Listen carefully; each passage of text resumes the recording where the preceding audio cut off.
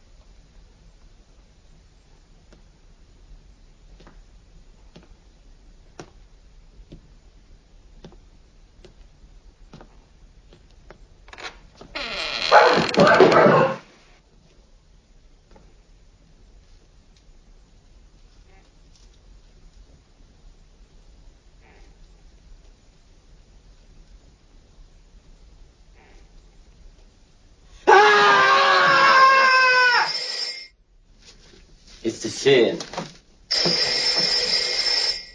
The phone is ringing.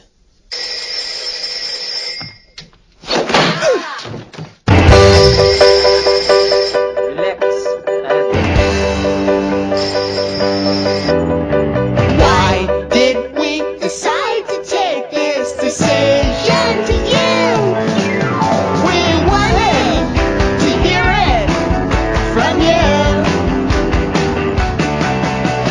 Why did we decide to take this decision to you?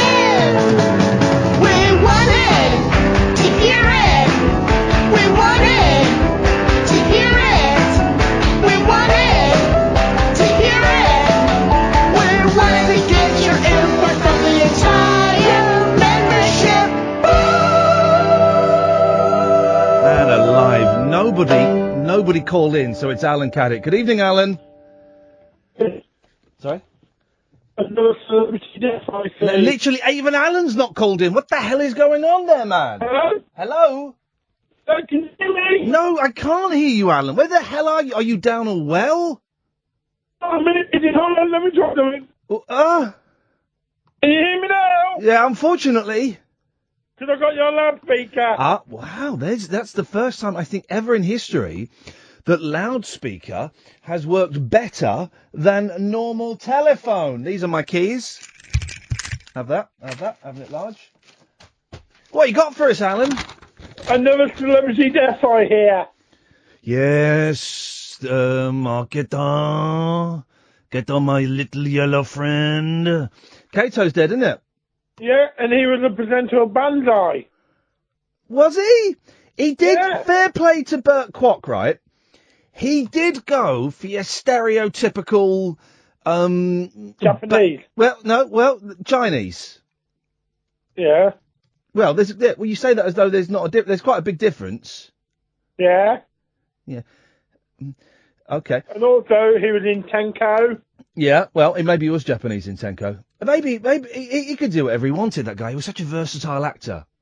And in Last of a Summer Wine as well. Was it, what did he play in that, an old Chinaman?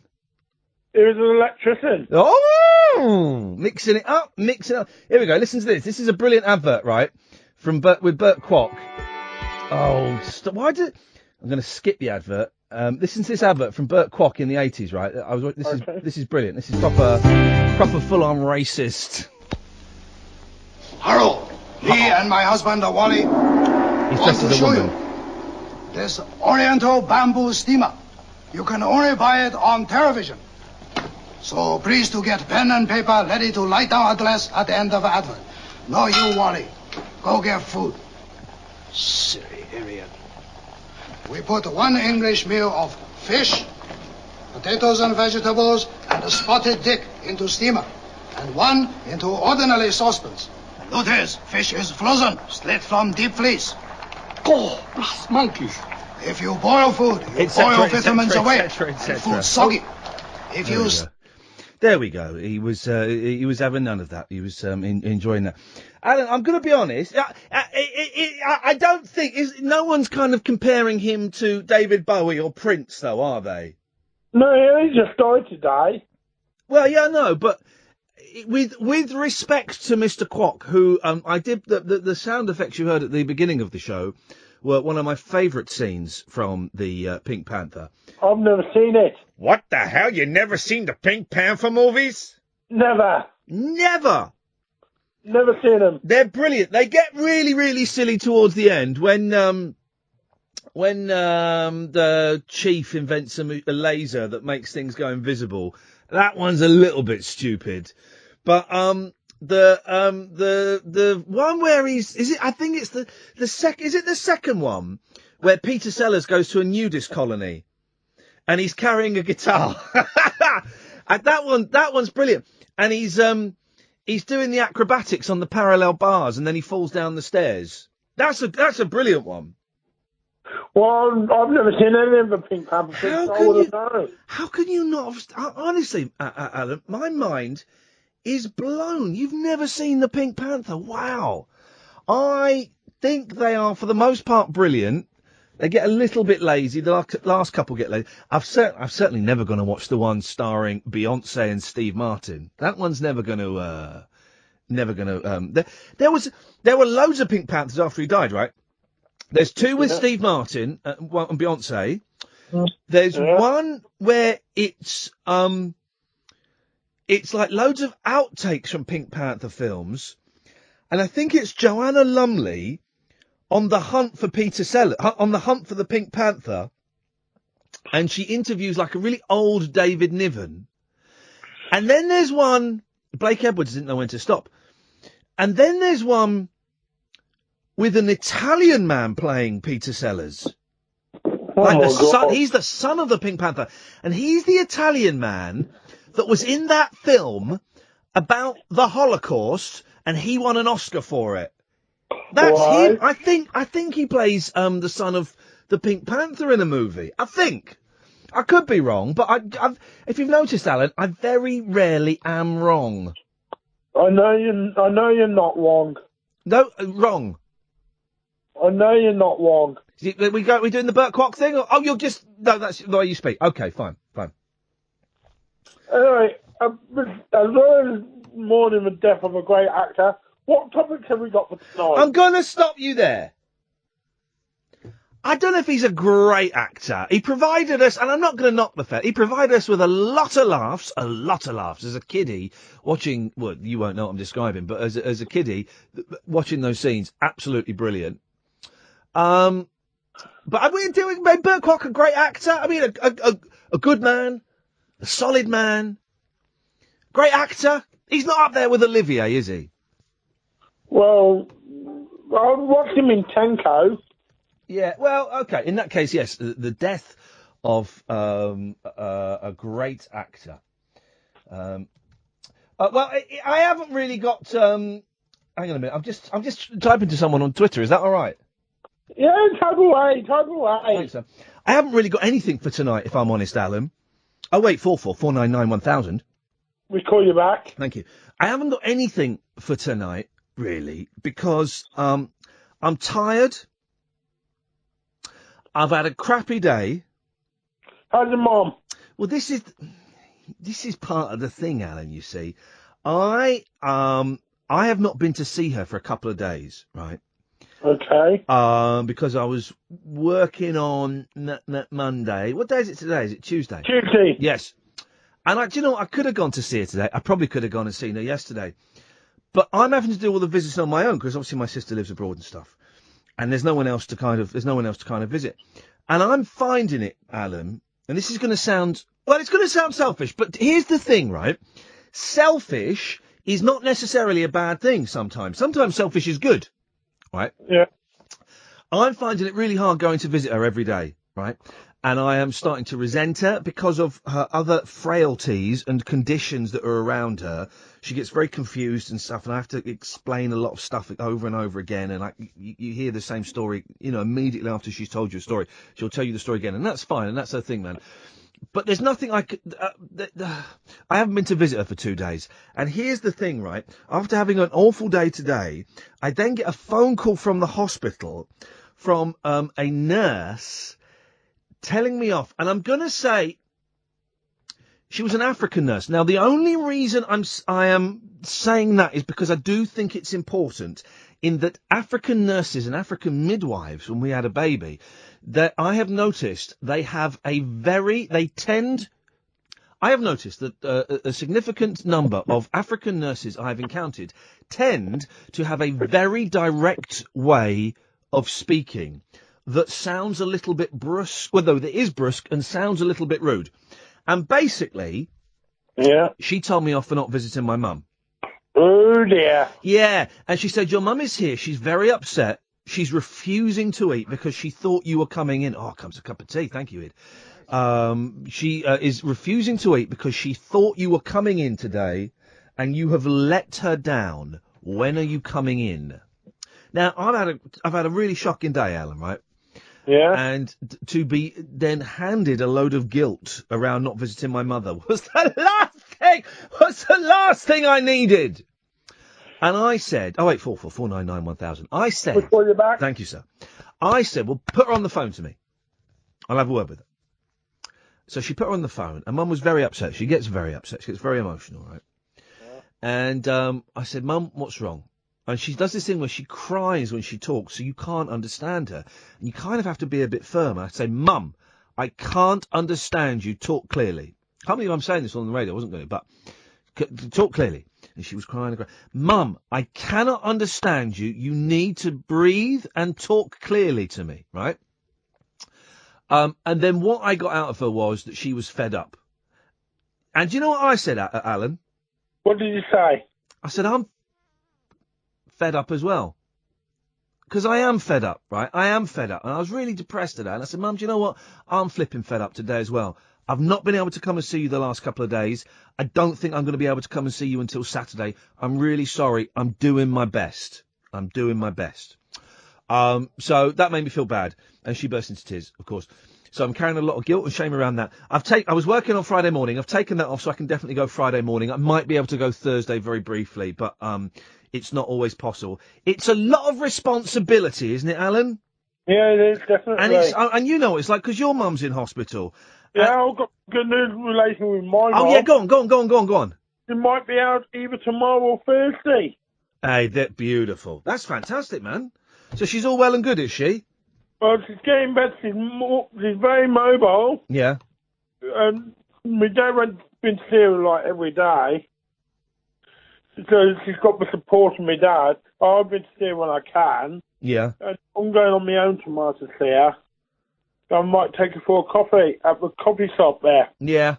Well, that's nice, Alan. That's a nice thing.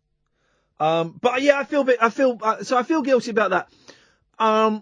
And the thing is, right, Mum needs specialist care because she lives in a care home or residential home. And I said to the hospital, right, you need to tell me, is she going to have an operation or not? If not, you need to get her out of there because she needs specialist care that you lot can't provide, with the greatest respect and the will in the world.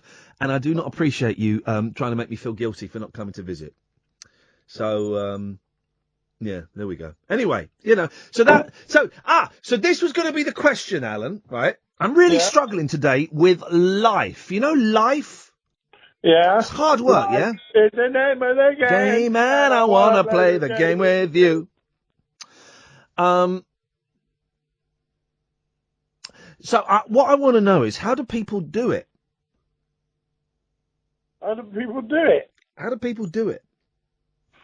Well, you take the man and you take the woman. No. I don't mean how do they do it? I mean, how do they do life?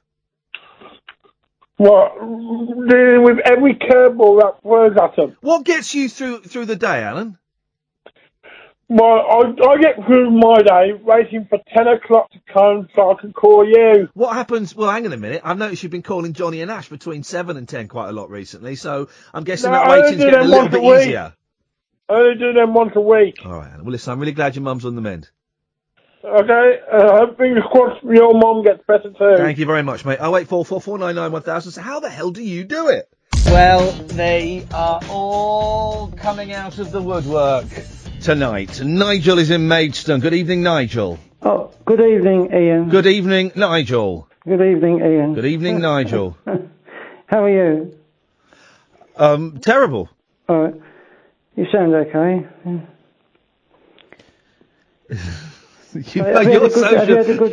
Your social skills are piss poor. I mean, really poor. I've been listening to the show about looking after old people and stuff. What show was that? No, what you've just been talking about, mums and things. Yeah. Yeah, in hospitals and... I've got to ask. It's Nigel, enough to get you down, isn't it, Nigel, really? can I ask you a personal question? Yes. And this is going to sound crass, but I think I have to be quite direct with you, don't I? Yes. Have you been diagnosed as being autistic or Asperger's? No. Okay. Has anyone ever said to you that you, do you find that you misunderstand what people are saying quite a lot? No. Do people, no. Okay, let me phrase it differently. Do people ever have to, do people ever tell you that you've misunderstood what they're trying to say or what they're trying to emote? Not very often. Hardly ever, really. Okay. Because I've picked up that you're, but I mean, saying Asperger's and I'm not in any way belittling those things at all. And I'm doing a little bit of cod psychology, which is a bit lazy of me. But I've picked up that you're not very good. At what? at conversations and manners. And manners. I forgot what I was going to say now. I was going to say something. Well, you could respond to what I see. You've just done it there, Nige. Yeah. I've said something, and you were thinking about. I know what I was going to say. There we go. You've just done it there. You've just done it there. But I wanted to tell you what I've rung the show for. That's it. That was the idea. So. That was your idea. That wasn't my idea. No, but I rang in the show. That's the third one. Pardon? That's the third. I can't hear you very well. Yes, you can. Quiet line. No, it's not. No, it's not, Nigel, is it? It's not. You're telling the porky pie there, aren't you? I'm a little bit deaf through the drumming. No, you're not. You can hear me perfectly, can't you? Well, only just. No, not only just, Nigel. You can hear me perfectly. I can now you're talking, yeah. Okay. I was talking all the time. I know, but you're talking louder now. Not really. Yes. Not really. I think so, yeah. Not really. Anyway. There's number 5. There's number 5. No. We're having a conversation. Yes. Yeah. I'm listening. Okay. I rang in There's to number do 6. a jingle for my There's fat number fans, 6. a football jingle. There's number 6. Right. Would you like a football jingle? Number or not? 7. No. Let's have... the football jingle will be your reward at the end, right? Even though I hate football, it will be your reward at the end. I was wondering whether we wanted to talk about old people. Number 8. Or not, but... Pardon? That's the 8th time Yes. you've tried to wrestle control of this conversation from me. Well, what do you want to talk about then? The stuff I've just been talking about for the last 2 minutes. Yeah, that's what I was going to talk about. No, because you've ignored what I was talking about for the last 2 minutes. There I heard it. I heard frustration. We're getting somewhere, Nigel. I heard you genuinely frustrated. Yeah, I'm not frustrated. I'm tired. I'm Yeah. really tired. Yeah. I've been working hard on the internet, and that makes you quite Working hard on the internet. Loads and loads of stuff to do. What have you been doing on the internet? Well, it's all answering letters and sending films to different news pages, and it takes me about 4 hours, so it's quite tiring. But I can't explain it all on the radio anyway. No, of course not. I've been in contact with my fans on the Alex Jones page. All right. And they wanted me to do a football jingle, Man United winning. Right. So I've done that especially for them, which is a positive thing, isn't it? Positive. Well, I suppose so. I don't really like football. No, but I was doing it. I was just being kind, doing it for them. That's all. But, Yeah. Well, but so who is the football? So hang on. Who have you? Fans? Who have you done a football jingle for, and why do you think it's appropriate to my fans on bring Facebook. it here? Pardon? Why do you think it's appropriate to bring it here? It is very frustrating. Because they asked me to. They asked me to on Facebook. On which page? The Alex Jones presenter show. What, but Alex Jones is an American presenter. No, the Alex Jones on the BBC One show. You mean on the One show? Alex So Jones the Alex Jones presenter. One Show presenter Facebook page has asked you to write a song about Manchester United and the fans did. perform it on my show. They say specifically on my show. Because they've heard me on this show before. Wowzers. So, I think they're listening to me now. Daniel Kelly, James Freeman, Lauren Smith, Sam Weller. Shoot all me these now. people. Seriously, shoot me now. I can remember all their names. Yeah. Someone's having a pop at me. Emma's having a pop at me on Twitter. She says he's ignoring your armchair psychology because it makes him feel uncomfortable. There's nothing wrong with... The thing is, there's nothing wrong with armchair psychology. Just because you've got certificates and letters... It doesn't mean that you are any better than those that don't have certificates and letters. And we pick up things, don't we, Nigel, through life. Yeah. We learn things about behaviour. And we're allowed to ask questions, aren't we? Yes, of course. You don't mind me asking questions, do you? I certainly don't know. Right, Emma, you can stick that. Yeah. Okay. Well, so, Nigel, I think we've learnt not very much. There it is again. I like it. I like that. That's real. That's real, and then we go back into that. Do you know, you don't sound very old on the phone. I suppose you must be getting on a bit because you know so much about the TV. You've been in TV a long time. Radio. How old do you think I am? Well, I can't tell people's ages by looking at their face, but I would say he was probably about 50. Okay, that's close. I don't know. I can't tell. That's close. And isn't it interesting? You can't tell people's. I genuinely think you should have a chat with a doctor. But it is difficult these days, isn't it? But everyone's different. I was going to say that was my. Everyone's different. That was my question. Everybody is different. Everybody is different. And everyone does things differently in their own way. And that is the beauty, and that is also the bad thing about the world. Well, that's what I've learnt in life. Here's the question tonight, Nigel. Right? How do you do it? Well, I struggle, but I get there eventually. That'll do me. Life is a struggle. Everything you do is a bit of a struggle, but you have to push yourself to do it. Everything is a struggle, and you have to force yourself to do a lot of things. Yeah, at the moment, I'm struggling to see the point in doing anything. Oh dear, that sounds a bit troublesome. It's a little bit troublesome, Nigel. But, do you feel comfortable talking about emotions? No, I don't know. Yeah, it's interesting that, isn't it? Isn't it funny that we clam up sometimes when we talk about emotions? Well, I don't. I just speak my mind. That's all. Yeah. I'm a bit like Miley Cyrus. I speak my mind. I know what I want in life, and I do it. And so, What do you want in life, Nigel? what I'm doing, I enjoy music and Then that's beautiful. listening to other people's music as well. All right, you can do your football song. Go on. Yeah, that's true, isn't it? I mean, I don't just want to listen. I like listening to other people's music. I'll bash on with it, then, shall I, in a way? Go on, bash on with it. It's only a short one anyway. Another pun. Because you could be talking about a penis, No. but you're talking about a song. Here we go. I'll just start it rolling. This is what I've just done. It's a recording, okay.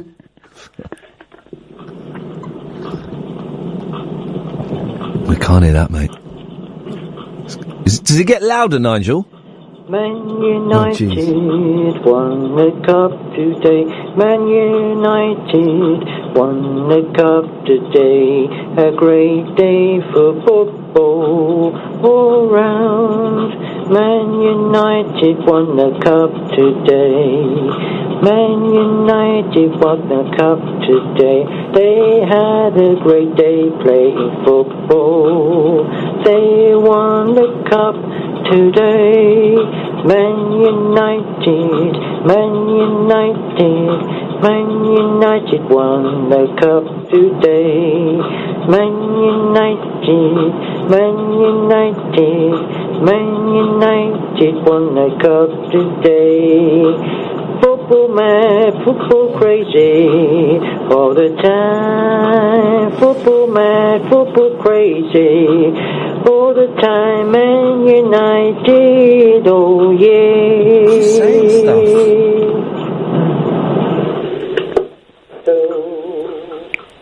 Hello. Are you allowed to vote in the upcoming European elections? The referendum? I hope so, yeah. Flippin' heck.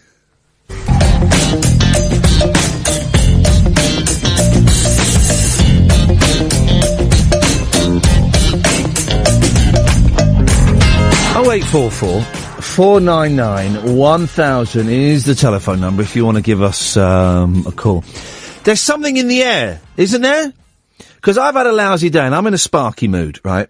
I just had a little glimpse at what do they call the thing with the camera? Periscope. They're very, very sparky. Very, very sparky. Some twits that used to troll me at the other place I used to work, they popped up today. Being all sparky. There's something in the air, isn't there? There's something in the air. Something's going on. 0844 499 1000 is the telephone number. You call us, we call you back. Simple as that. You talk to Katherine, you talk to Id, they'll take your number and they'll call you back. I've got a feeling tonight's show is going to be a weird one. Right, I've just got a feeling from the first 30 minutes, but then you can't always tell from the first 30 minutes. But that, can you feel it, dear listener? Can you feel this? It's almost tangible. You can almost touch it. There's something, isn't there? There's something, it's not a full moon, that was at the weekend. There's something going on. 0844 499 1000. I've had such a lousy day. And it's really made me question. Well, as we know, none of this means anything, right? None of this means anything. We know that. I think we've established that. But, flipping it, man. Today I'm just thinking, how and why do people do this every day? Plod on. Every single day. How do you plod on? Every single day. It's relentless, isn't it? It's just relentless. And it's all planned out for the foreseeable future. It's all planned out. And I don't see a moment to get my breath. 0844 499 1000. How do you do it? Every single day. I must have missed a day at school where they said, right, today, class, we're going to tell you how to survive life. Right, we're going to tell you how to... I must have been off that day, because I don't get it. And it's interesting, when I tweet something like that, I get loads of people agreeing with me, going, I don't know. How do you do it? Slowly, with great difficulty, with real effort, one foot in front of the other, with long naps, slow breaths. It's hard work. Where's the fun meant to be, man? Jerry's on the line. Evening, Jerry. Could be Rich, could be Nigel. Well, yeah, but I mean, there's some people on Periscope, and Periscope is much nastier than Twitter. And there's people on there accusing me of bullying Nigel. I'm not bullying Nigel at all. Listen, I will treat anyone who calls up the same. And if you call up, you can always tell me to naff off and put the phone down. There's always that thing. I will, if I want to ask someone a question, I'll ask someone a question. This is a kind of a forum where we can do that. Hey, it's good stuff. That song was awful. That song was... He always comes on with his bloody organ. Yeah. Hey, I've got to be honest, Jerry, you're sounding good today. You sounded rough the last couple of times. Yeah, I'm doing well. I'm taking my tablets on time. Yeah, you're taking the pills on time. You're putting money into the massive chemical companies' pockets, but it's working. I did have a pump. Sorry? I did have a pump. Flipping it, you are feeling good. Yeah. Anyway, I was going to try and cheer you up, because you sound a bit down. I'm miserable today, Jerry, miserable. Yeah, have you tried bumming on? What did you call it? Have I tried bumming? Bumming? What did you say? No, you tried to put me on. What's that food, very moist, liquidized food, what did he call it? They tried to put me on that, I told them where I go. Hang on a minute, and now I'm struggling to understand you a bit. I think it's a combination of my headphones distort if I have them too loud, and you a little bit, your accent. No, get speed up a bit when I get excited. Well, don't get excited. It's partly your accent. It's not the Parkinson's this time. It's the accent I'm struggling with. What food? What do you call it where they mush your food up? Mushy food? Yeah, they say might choke. Oh, have you got to eat the mushy food? No, I'm on the phone now. Carer. I like the mushy peas. Yeah. Is that your carer? Yeah. Jog on, love, I'm on the phone. Have you got to eat, have you got to have your food mushed up? No, I told them where to go. Oh, really? What? Because they try and tell you what to do. They don't live my life. No, my mum must have the mushy food because it's to stop her choking. Because of her MS, her throat muscles don't work that well. Yeah. So if she has anything that's too big or something, she will choke, right? But we're kind of used to it. But in the hospital, they're like mushing her food up to a paste, right? And I'm going, you don't need to do that. Yes, we do, I'm afraid. And they're putting thickener in her water and all this stuff. It's like jelly. And I'm going, you don't need to put the thickener in her water. You just need to hold the cup. And, she can't, but she's fine. She's not going to choke. This is why I want to get her out of the hospital. And I said to them today, is she having an operation or not? Because if she's not, get her out back in the care home where she'll be much better. Yeah, it's just too much red tape. Too much. These modern things make your condition worse. It's hard work to get the balance, isn't it? And now I feel really guilty because I've not been in to see her for 2 days, and I certainly won't get in tomorrow. Can't you phone her up? Just phone her up. Yeah. I'm happy with a phone call as long as you hear the voice. Yeah. It's hard work. Do you know what, Jerry? I feel like crying, man. No, don't. I feel, well, I'm going to try not to, but I feel, do you know what I mean? I feel right on the edge of it. I don't know what the point of it is anymore, Jerry. Just keep on, other people cause stress. There are other people with no stress. Yeah. No stress without other people. And Nigel's rubbing off. Nigel doesn't stress. No, Nigel, we're all God's children, as someone once said to me about Carl Matthews. That question you asked him. Yeah. Everyone thinks it. Yeah, well. His condition. Well, something. Well, we all make judgments, don't we, about people? And maybe he is, maybe he isn't. Maybe it doesn't really matter. Was it a bit rude me asking? No, I don't think it was rude. I don't think it was particularly rude. I was curious because there can only think of a couple of instances in my life where I have met someone or spoken to someone who has shown no interest in responding, who's got their own agenda and they want to speak their agenda. In fact, the only other person I can think of, right, who has ignored what I've said and wanted to speak their agenda, is it the only one? Julia Hartley-Brewer. Julia Hartley-Brewer is the only other person I can think of where they're not interested in what I'm saying. They're just waiting for the gap so they can get in and do their thing. Sounds like healthcare officials. Well, so can you understand what they say? Yeah. When you have meetings with them, they always talk. They're like a tennis net. They always talk over you. Yeah. So if you were there with your mum, he'll talk to you. Oh, because you're in the wheelchair. took my mother. Yeah, you're absolutely right. I've spotted that. Is that does he take sugar thing? And I've spotted that, and I can tell a really good doctor or nurse because they won't talk to me. They'll talk to Mum, and there have been a few. Yeah, they talk to me. You go to him, I can't answer myself, and they just ignore you. Think you're a little bit sick just because you're disabled. Yeah. Think you're a little bit retarded. Yeah. Oh, there's plenty of that. There's plenty of that going on. Jerry, it's good to talk to you, mate. Good to hear you sounding so well, buddy. Okay, take care. Cheers, mate. Ta-ta. 0844 499 1000. Bruce, Callum, stay there. Come to you after this.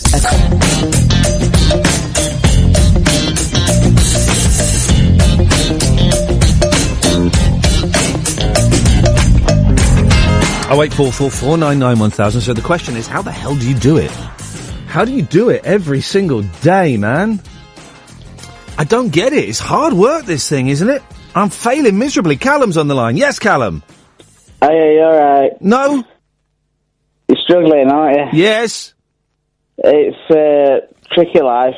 I've had a funny couple of days in Sheffield with people and dealing with... I don't like negativity. I like everything positive, and people seem to be giving me negativity. What's been going on in Sheffield for you, Callum? A bit of everything. I've got a few friends and we like to do music or go busking, and there's one gentleman in particular we go with, and he's right bossy to me and my friends, and we play together, and he shouted at me on Monday, told me to sit on the floor. Where was this? What were you doing? We're the busking and we're getting into community music. Yeah. And we all get on as a group, apart from this last bit showman, centre of attention. Yeah. And he says, go and sit on the floor, and I went off ballistic. And it turned all right in the end, but it's just been a funny couple of days. Why did he want you to sit on the floor? Because I was talking to my other friend who I got on really well with. Yeah. But we weren't doing anything wrong, but... Were you being naughty? My other friend known him long, and he's always bossing. His day job is a security guard in shops. Yeah. And he takes it on the streets with him. Flipping it. He's like Charles Bronson. Yeah. Twist styling. I like to have fun. I like to Callum, stop talking to your buddy and get that ass on the floor by the time I count to 3. Otherwise, you're going to be giving me 50. Does he like all that? Yeah, I don't have none of that. I'm a free spirit. I like to have fun and have a laugh in life. Did you sit down though? No, I just stormed off. Yeah, I'm with Callum. I'd have stormed off with. If Callum's going, I'm going. I'd have done that. Yeah. What songs do you play when you go busking? Well, I like to do anything, but when he does it, it's just reggae and African. But when he's not there, we do a bit of everything. I like a mixture. I'm a big Elvis fan. I like to Elvis. So he does reggae music and African music? Yeah, I like that as well. I love it, but I like variety. But it says all other stuff rubbish, but it's not. I don't. Here's the thing, Callum. Here's the thing, and I've tried. I don't like reggae music. Don't you? Not even Bob Marley? Oh, the worst. The only reggae song I like, and I don't know... I'm going to play you a song, right, and I think this is reggae. It's got reggae in the title. Yeah. Right. This is it. I like this. I think this is reggae. What's he like, Mavis? He's a real tasty geezer. He's grown his hair a bit, but it's smooth, not too long. And he wears a baseball shirt with a number 17 on. He looks great in his big white basketball boots. He's stupid over football, and he looks me in the eye when he shoots. Reggae, reggae, reggae. Here comes Johnny Reggae. Johnny Reggae, reggae, lay it on me. Reggae, reggae, reggae. Here comes... And then it gets a bit silly there. I don't like it there when the beat gets a bit fat. But I like that's a good reggae song. Hey, do you know who wrote that? Not off the top of my head, no. Do you know who wrote that? He's a paedophile. Jonathan King. Jonathan King. He may not... Here's the thing about Jonathan King, right? He may not know what is sexually acceptable, but he doesn't half know a good tune. Doesn't he? Doesn't he, though? He doesn't half know a good tune. I don't know. What gets you out of bed each day, Callum? What is your raison d'etre, your driving force? What makes you think, do you know what I can do today? I'm going to do today. If sun's shining, I like it to be sunny. It alters my mood completely. It makes me really happy. I like your outlook on life, young man.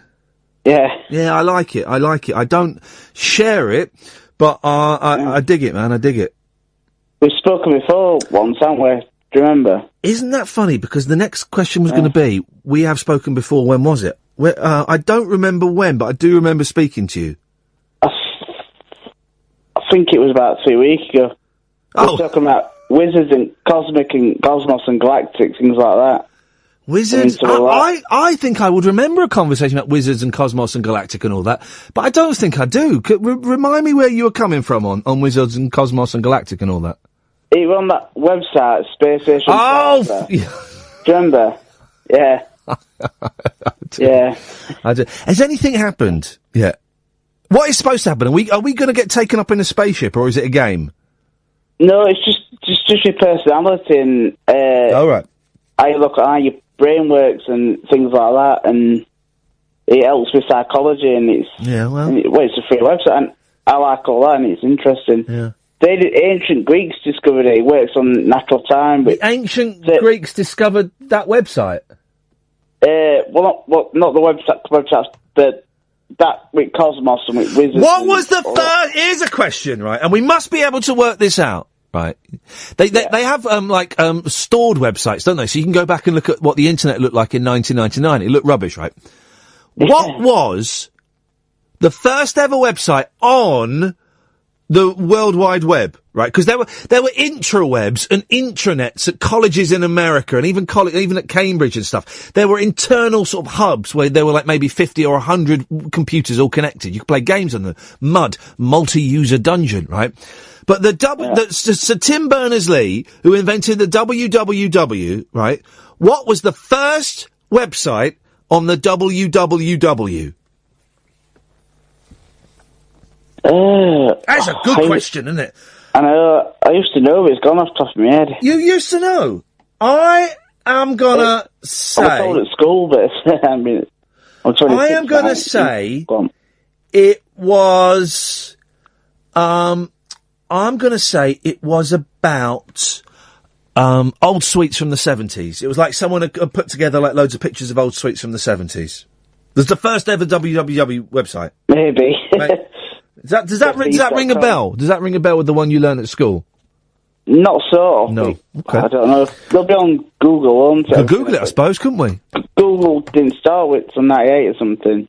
I remember getting a bus in Slough and seeing a big billboard, and at the bottom of the billboard it said I think it was for Mars or something, because I lived near the Mars. It's big, but get by Mars. It'd be nice, that. At the bottom it said www.mars.co.uk. It was the first time I'd ever seen a website on a poster. And this is how attuned I am, Callum, with trends, with the zeitgeist, to quote Angelos. I remember I said to myself, going to see a lot more of them. And I was right. I was spot on. We did see a lot more of them, didn't we? Yeah. Mars bars I was referring to, not the actual web address. I didn't really take any notice of that at all. Callum, nice talking to you, mate. Have a good evening. Ta-ta.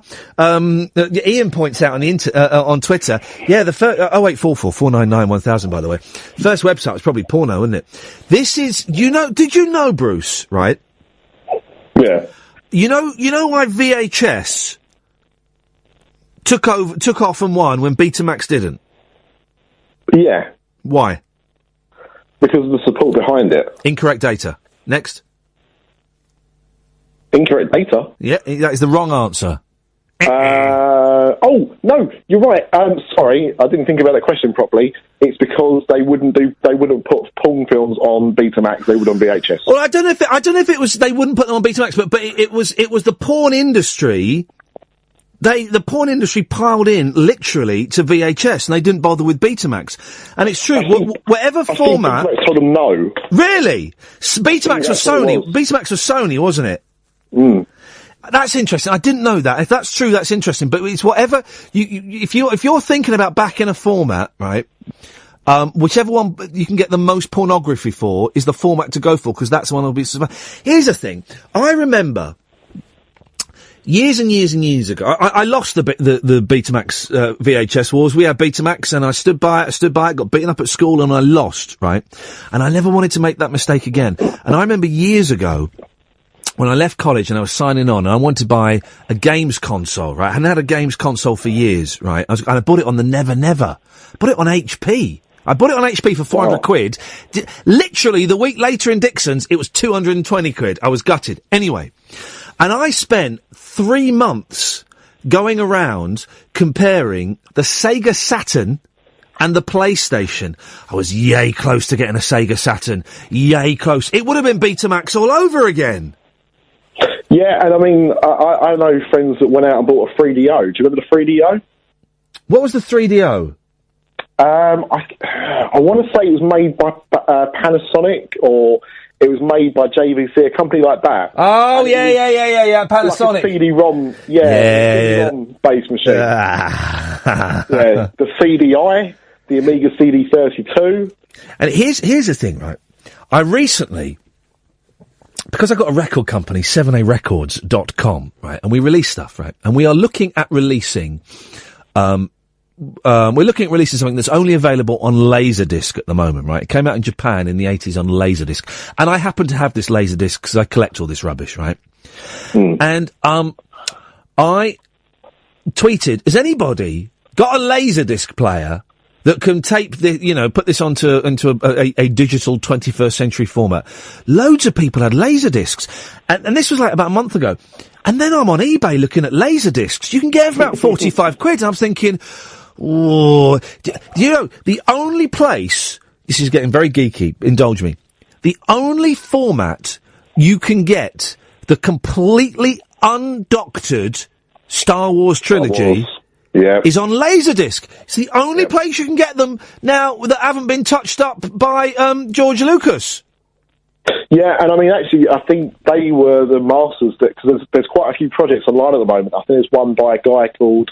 I want to say Hammy, don't know why, but there's a lot of people that are doing grassroots projects at the moment about restoring Star Wars to its former glory, and it's using things like that. My mate Conan, right, he keeps sending me links, right, every month I'll get a link to the new...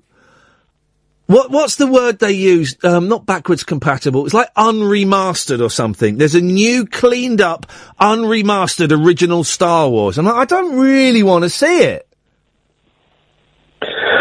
You know what? It's quite funny because, like yourself, I'm looking at Laserdiscs now, flipping it. Get with Nell and I for $5.99.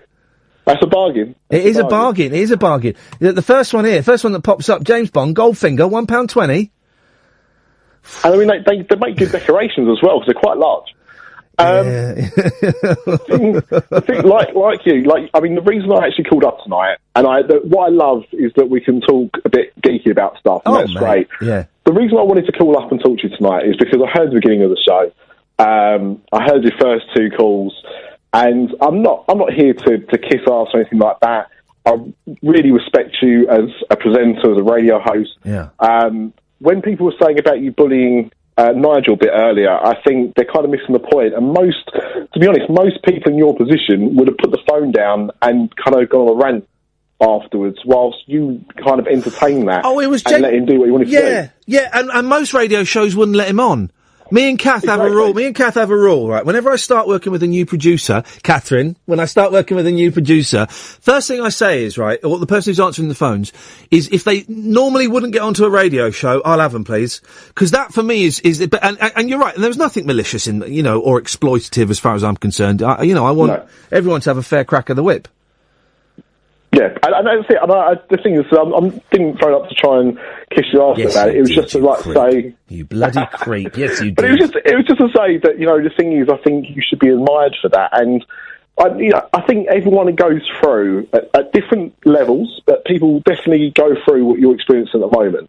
And I think your reason for getting up on a day-to-day is probably the same as mine, which is I've got two young mouths to feed. Yeah, I've got a large mouth to feed as well. I actually better word that carefully because Mrs. Bruce would like to be referred to in that way. Yes. But what I mean is, wife and kids, And that's what we do. And, you know, I'm doing tech at the moment. I'm not really, it pays the bills.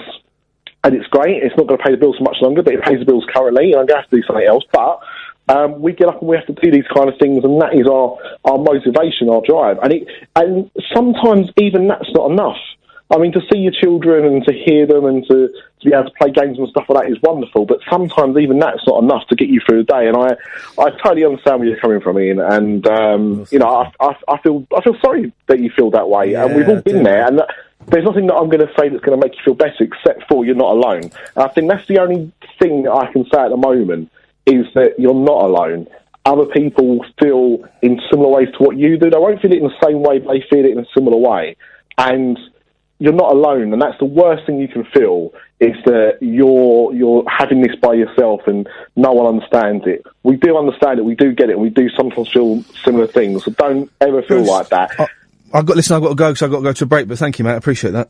No problem. Cheers, buddy, ta-ta. 0844 499 1000. What's the phone in today? Well, the phone in is, how do you do it? Beyond, you know, and it's a genuine thing. I'm struggling today. I'm struggling. Mike, stay there. I will come to you in a bit. 0844 499 1000. This is Iain Lee on Talk Radio. Talk Radio. Well, there we go. There's an hour down and another 2 hours to go. It doesn't have to be all heavy and stuff. It's been a bit weird, but then I feel a bit weird, and there's something in the atmosphere, isn't there? Can't you feel it? There's an element of snarkiness floating around. 0844 499 1000, the phone number. How do you do it? Geeky chats.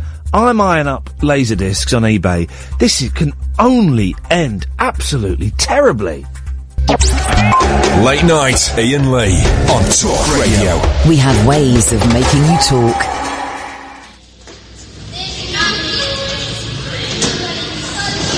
Oh God, please send me a kid. I can buy in a donut every day. Oh God, is there a female in this world who will have my baby? Oh, please send me a kid.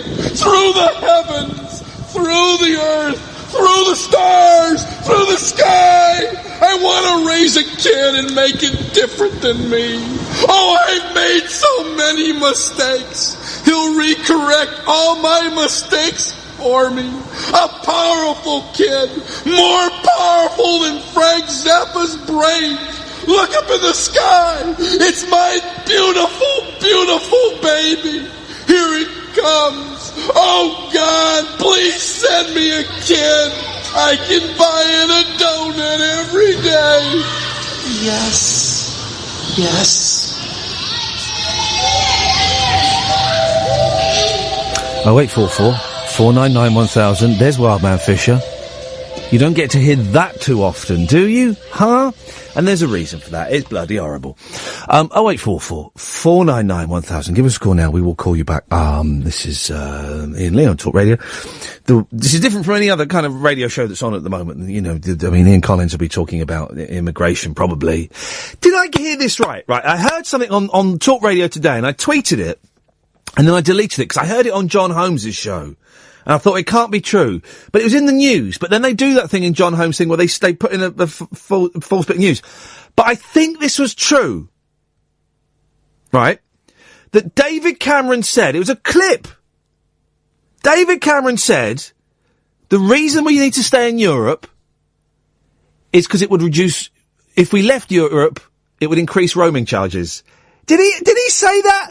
I am sure that David Cameron said, if we leave Europe, roaming charges will increase. I was in bed. I wasn't really paying that much attention. I'm sure I heard that.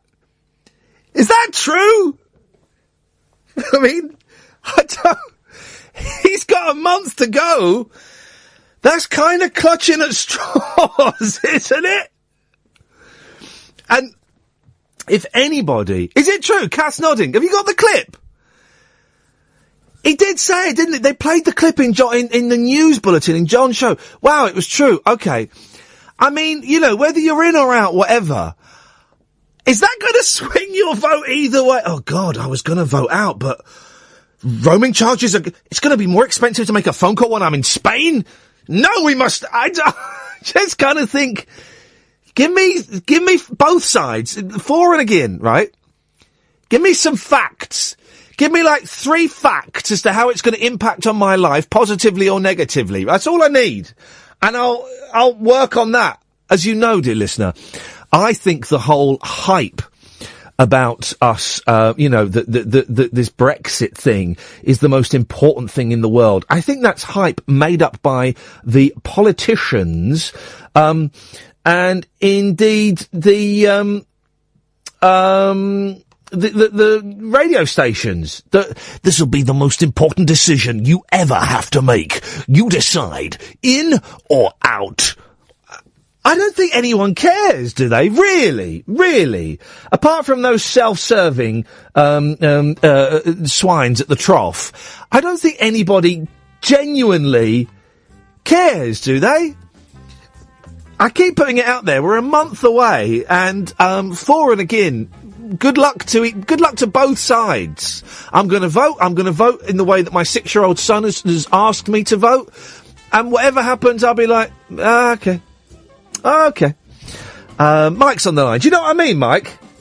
Well, yeah, I do. And specifically, David Cameron said it could cost you £4 for that phone call. Is that what he said? He said you could be a 10-minute phone call. I can't do this posh voice. A 10-minute phone call, and it'll cost you £4. Oh, let's be honest. If you're going abroad, you don't really care. No, you don't care. You do because you do that thing where you turn your internet off and you go, I will only log on to Wi-Fi in cafes. Right? Yeah. And then like by day 2, you're like, I'm going to turn my data roaming on just for a minute, just to see if there's any important emails from work. Then by day 4, you're tweeting pictures, you're on Facebook, and you go, add another 60 quid bundle. Oh yeah, I couldn't give a stuff. But I mean, really, we're talking about, billions of pounds either way, coming in, going out, whatever. And he's saying it's going to cost you £4 to make a phone call from Spain. Yeah. Flippin' heck, David. You want to get new script writers. That's It's a really I mean, I don't really want to. I'm not going to talk about it because it's just all rubbish. It's boring, isn't it? It is. Well, I do think it's important. I'm probably not smart enough to understand why, but it's a really crappy debate. One side says something, the other says that's just not true. Hang on a minute. I think we got the clip. Go on, you play it. We're abolishing roaming charges in the European Union. I mean, it's one of the most annoying things. You're on holiday, you use your mobile phone, you get an enormous bill. Getting rid of roaming charges could mean on a 10-minute call back to the UK, you're saving almost £4. Hang on a minute, David. You've dropped a straw. Go on, clutch that one as well. Flip it. All right, here's the thing, right? You say you think it's important. Why? You're going to ask me that. Why? I was kind of thinking you didn't say anything. No. I tell you why. Because I think we have been. Have you seen the film They Live? I'm here to kick some ass and chew some bubble gum. Yes! Yes. That's the fella, right? And I watched it again the other week, and it's brilliant. It stands the test of time.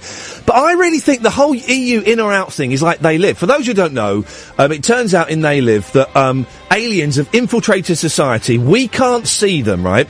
Until we put on the magic sunglasses, then we see the aliens. But more importantly, all of the posters and the TV programmes and the newspapers, instead of reading the text, it says obey, marry and procreate, work, sleep. It gives instructions so that we feel that we have to do these things. And I think it's the same with the European debate, that we're hearing all of this stuff. Question Time is going to come live from Wembley Arena. This is the most important thing LBC are doing. There's a debate. It's going to be, and we're all kind of buying into it. And I don't think it is that important. Well, my issue is, if we vote to leave, Cameron will be forced to stand down. And I genuinely think Boris Johnson will be the next Prime Minister. I think that would be a bad thing. I think you'd see a ridiculous transition to everything would be free markets. The NHS, schools, everything would be opened up to profit, which arguably could be a great thing. It's not something I personally would like. But like I said, I'm probably not bright enough to understand it all anyway. So let me just get this right, and I'm not in any way having a pop, right? We're just chewing around it because I don't understand it. I'm not intelligent enough to understand it. I think you're right. You've got to be like a kind of like a full-on economist to really. So I've got all these songs in here that I'm not meant to have here. Let me get rid of this. Hang on a second. So you're saying that the reason you think it's important is to stop Boris Johnson becoming the Prime Minister? Yeah, basically. Yeah. So the European side of it is secondary. Well, the other side of the coin is I do believe it would have a short, sharp effect on the economy, could cause a drop into recession and affect house prices. Or it might not. I'm relatively young. I kind of want to move in the next couple of years. Oh. I don't want to lose the equity in my house. Selfishly, I think we're better staying in. But ultimately, everything's kind of pointless anyway, isn't it? I'm kind of contradicting the kind of what I was going to say anyway. We'll see. We can't do anything about it. Well, you probably could, actually. You've got a lot of Twitter followers. You could Got a probably lot of someone. Twitter followers. I've got a lot. I'm a very, very powerful man. Anyway, suddenly we're doing an LBC show, and that's not the thing. Who's this? No, it's how to cope. About how to cope. I empathise with you. I think I understand how you feel. Okay. I like to use very small increments in things, which I just look forward to very, very short-term things and focus on that. That's how you do it? Yeah, for example, after this phone call, I'm going to keep listening to your show. I'm not, to be honest. I want to watch a TV show that I like to watch. And that'll be 45 minutes. Then I'm going to go to bed, which I'm kind of looking forward to because I'm a bit tired. Then tomorrow night I'm going to watch Creed. That's kind of something to look forward to. Going to a wedding on Saturday. Alton Towers next Wednesday. Small increments. I just focus on those small increments. I find that helps. But ultimately, it's one of those things, isn't it? Mental health is unique. Therefore, sometimes advice is completely moot. Well, no, but it's good. It's good. I'm genuinely interested as to how other people do it. Because today, honestly, I've had a really horrible day, and I saw my therapist for the first time in about 3 weeks, and I think that kind of triggered off a little bit of a something, and I just found myself hating myself for a lot of the day, and not being able to see the point in it anymore for a while. But that's the thing. Ultimately, there is. I think if you think long term, there is no point, because I sometimes find myself dwelling. It's existentialism where you start kind of thinking, Jesus. You look at a picture of not a picture. There is no picture of the universe. You look at a knock-up of the universe and see there's billions of stars in our galaxy, and there's billions of galaxies, and it is all a bit pointless. It's just about creating small milestones of pleasure, isn't it? Something definitively you will enjoy, and creating these small moments where you can think, I'll look forward to that. I can dig that. And it can be something as stupid as having, I'm going to have a cheese sandwich, or I follow you on Twitter. I was doing the same thing a lot. I was definitely eating too many sweets to cheer myself up. Yeah. And I ballooned a bit. I've knocked it on the head now, and I've gone to the gym. I'm starting to get pecs. Oh, no, what are those? Whoa, Mikey! Starting to get pecs. Yeah. Really pleased that I'm on the protein. I take the protein cup to work so people know I'm on protein. Because that's what people do that take it. So, But then the thing with the gym, right? Once you start, you can't stop. Well, because then that will turn to fat. No, that's not true. That's not true, actually. Oh, is it not? You just lose muscle mass. No, muscle doesn't turn to fat. You just lose muscle mass over a period of time. Well, the amount of people that are on steroids in the gym is ridiculous. If someone's got a spotted back and they're massive muscly, they're on the steroids. There's a lot of steroids in gyms. Yes, there are. Apparently there are. This is the thing, that they're all kind of steroids. And cocaine. There's a lot of cocaine in gyms. Is there? Yeah. I'm missing out. Yeah, you're missing out on the good times. Not the good times. You're missing out on the life-destroying bad times. Where was it? What was I listening to the other day? And they were a load of bodybuilders talking about, doing... Sorry, I'm being distracted because someone called Dale is calling me a backstabbing wethead on Twitter. Sorry. Does the anonymity that Twitter offers really pisses me off. Everyone thinks they're really hard. I'm surprised men that actually start tweeting pictures of the units to see who's got the biggest one. There's so much masculine. I'm dead hard on Twitter. Well, this is a geek, right? Because listen, let me tell you briefly. There's a lovely Facebook page, Talk Radio Listeners, right? And I thoroughly recommend it. It's full of nice people, and they go there and they talk, and they don't even allow bad language on there, right? It's really nice. And someone who used to troll me a couple of years ago just turned up on this page today, and I said, can we get rid of him? I don't want that, right? Because he's a nice piece of work. So he's gone. And so I just tweeted a link to it saying, if people want a cool and safe place to come and hang out, go to this Facebook page, no bell ends allowed, right? And then this bloke has gone, that is not the language of a cool and safe place to hang out. More like a place for backstabbing wetheads. Sorry, mate, but you need to tidy up your game if you want decent people to come on board. Well, now I've seen that. I'm going to tweet him and just call him nonce. No, don't. And I'm not saying it. No, don't do that. And I'm not saying it to encourage people to go and have a pop at him at all. And I've responded. But, that's quite a mean-spirited thing to say. He doesn't know the backstory. And I think Twitter allows people, and I've been guilty of it, I'm not innocent of it at all, and I'm really trying to work on it, but it allows us to be very, very nasty and very, very harshly critical of people and say things we would never dream of saying to their face. And now that guy is in 2 tweets, has had a pop, and doesn't know why I've made that specific reference to that category C swear word, the bell word. He doesn't understand there is a specific reason I've said that, because a troll got booted off. So it's Twitter's. I think Twitter is really bad for mental health. And there's a thing in one of the papers. Some MP is calling for a ban on smartphones for under 16s. It'll never happen. I agree. It'll never happen. But, and everyone's going, oh, this is outrageous.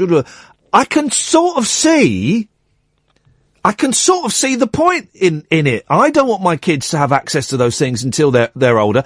I can sort of see, because having a smartphone, having the internet, having Twitter, having WhatsApp, having Facebook in your pocket is,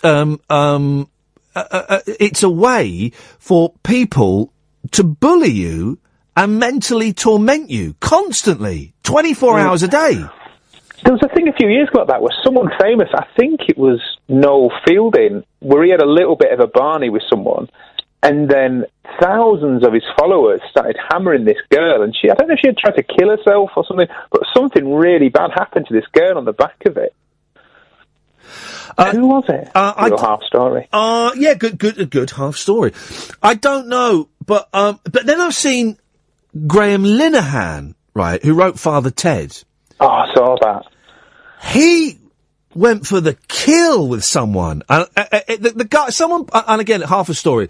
Someone tweeted something quite nasty to Graham Linehan, right? He was a kid. He was like a kid. He was in his early 20s. So Graham Linehan then found this guy's Facebook page and got a picture of him with his mum and tweeted that saying, would your mum be happy with you using language like that? And it got very nasty. And it sort of then became a power game. You know, Graham Linehan with, 500,000 followers versus this kid with 200 followers. It became very outweighed. But I could also see Graham Linehan's point, that this kid shouldn't have said what he said. That guy called him the C-bomb, and that's why he did it. Is that what it was? Right. Which, to be fair, I saw that. I saw that kicking off. It was on a Sunday night or something. Yeah. And I thought actually Graham's done the right thing. That guy said something really, like you just said, he said something really nasty that he thought I can absolutely get away with, and he kind of got his comeuppance. It wasn't like he sent someone around his house to beat him up. That would have been over the top. Yeah, I know what you mean. It's a tough one. Listen, I've got to go, Mike. I could talk to you all night. I've got to do a break. No worries. Thanks, man. Cheers, my dears. Ta-ta. 0844 499 1000.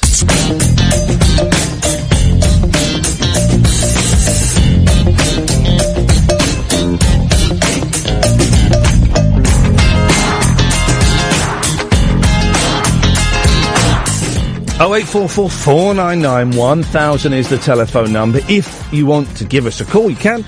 The way it works the first 2 hours of the show, you call up, you'll speak to either Id or Katherine, and they'll call you back. And because we're a new radio station, what is it, week 9, week 10, the phones aren't as busy. We got Hugo and Rashid, and I can see Lee calling in. So we're doing brilliantly, right? Thank you very much indeed. We can always fit in more calls. The phones aren't as busy as they will be in another 3 months, another 6 months. Man, imagine how busy we're going to be in a year. In a year's time, we're going to need to get work experience people to come in and take the phone calls. So we get a nice steady stream of phone calls on this show, which is wonderful. Thank you. But there is always room for you to call in. If you're sat at home going, well, I don't know, you can call in. And the way this show works, you may have come to us because you got a bit bored about what, with LBC, what they're doing, or BBC London, or 5 Live, or music stations. I don't know. But if you're used to listening to a late night phone-in show, forget those, okay? This isn't like that. I'm sitting here, I've had a crap day, I feel like I'm close to having another breakdown, I want to cry, I feel vaguely suicidal, I'm going to say the S word, and I'm not going to kill myself, but do you know what I mean? I feel, what's the point of carrying on? And we're kind of talking about that, and that's groovy. But we've also talked about Sega Saturns, and Betamax video recorders, and, laser discs, and, was Burt Kwok any good at acting, and, football song. Do you know what I mean? Do you get the hint? This isn't one of those shows where I sit down and tell you what we're going to talk about. Why is Yasser kicking off? This tweet doesn't make any sense. Why did you change the way you take calls first week? Great. If not broke, why fix it? We've not fixed anything, man. They were taking calls exactly the same way, you muppet. This isn't one of those shows where I tell you what we're gonna talk about. You tell me what you want to talk about. So you can phone up, you can chip in with the conversation that we're having now. Here comes another cup of tea. Nice one, Kev. You're welcome. Thank you, Kev. Or you can call in about anything. Maybe something happened to you today, or maybe you saw something on telly, or maybe you're reminded of something that happened to you 15 years ago, or maybe there's a really good song that you like the B-side. Do you know what I mean? Whatever. You can call in about anything. 0844 499 1000. Right? You dial that number, 0844 499 1000. You speak to Kath, she's behind the screen at the moment, she's the producer. It is, Ed, what is your actual job description on when you're on this? I know you produce Johnny and Ash, you're on 7 to 10. What's your job description here? Technical operator. The technical operator, or as I like to call it, the tech op. Tech op. I like to, it's saying... And tea grabber. Nickel, so that's 2 8. That's 5 syllables. You're saving time. It's very economical. And this is what I don't understand, right? Why do we say www instead of World Wide Web? Well, I don't even say I just say www. In fact, half the time I skip it these days. Well, I hate people as well who go www. I'm going, whoa, hang on, man. That's confusing information. You can see this a lot on TV. Well, can you give us the website? Yeah, it's www. Whoa! Since when did we drop one of the W's, man? If you're going to do the W's, do all the W's, or as it says, don't do any of the W's. You don't need it these days anyway. Yeah, it's like saying http://www. We had, do you remember, Kath, at the BBC, some old boy was on, he wanted to give out a website for some website, charity thing he'd set up. I said, alright, go on, what's the website? And he did HTTP. And it was just such a beautiful thing. I had to let him do it. 0844 499 1000 is the phone number if you want to give us a call. Hugo Peters. Yes, Hugo. Good evening. I'm sorry to keep you waiting. I see you've been waiting for 26 minutes, Hugo. Pull down my pants and slap my bum. No, I don't fancy doing that, to be absolutely honest. Really? But I will tell you. Yes? It's Hugo Peters here. Bon vivant, raconteur, homme de monde, boogaloo music aficionado, shing-a-linger, music Mr. Mistopheles. Yes. Some may say the Ernest Hemingway. The Ernest Hemingway. The Doug Hemingway. Did a few drinks tonight. Do it the Doug Hemingway. Of the tenties. Good evening. Do it the Doug Hemingway, or it's either the Doug Hemingway or the highway. No, but whatever way you want to do it, I'll do it, all right? Cheeky lady. Having a few boozes. What is it? It's Tuesday tonight, isn't it? Yes. That means it's tomorrow. A big night for me. Tomorrow I'm going to Bridgewater. Why is it a big night for you, Hugo? Let's get some music. Tuesday. It's the day after Monday. Yeah, we've got the problem with the week works like this. The worst day of the week is Tuesday, isn't it? Because Monday has a significance. Because it's Monday, even though people don't like it. Yeah. Wednesday is. I'll tell you what we'll do. Hang on a minute. I'll tell you what we're going to do. Hang on a minute. We're going to play a song. Okay. And you're going to tell me why the. Hang on. I think I can make this work. Okay, so you're going to tell me the significance of the days of the week. Of the days of the week. Right, yes. Ready? Here we go. Hang on, here we go. Sunday, Monday. Oh no! Hang on a minute. That's a difficult one to talk over. No, I'm going to pause it. Here we go. You ready? Forget the Sunday. Sunday, Monday. Monday is the first day of the week, and therefore it has a purpose. It's the first day of the week. Most people don't like it. Tuesday is the most insignificant day of the week because it's nothing. It's a nothing day. Wait, Wednesday? Wednesday is not a happy day. It is the middle of the week. Hang on a minute. I thought Tuesday was the most miserable day. And now you're saying Wednesday. Let's start again. What you've done here is that you played a happy song about all the days of the week. Start again. Forget Sunday. Okay. Sunday, Monday is the first day of the week, and therefore it's not a very happy day of the week, but it has a purpose. Yep. Okay.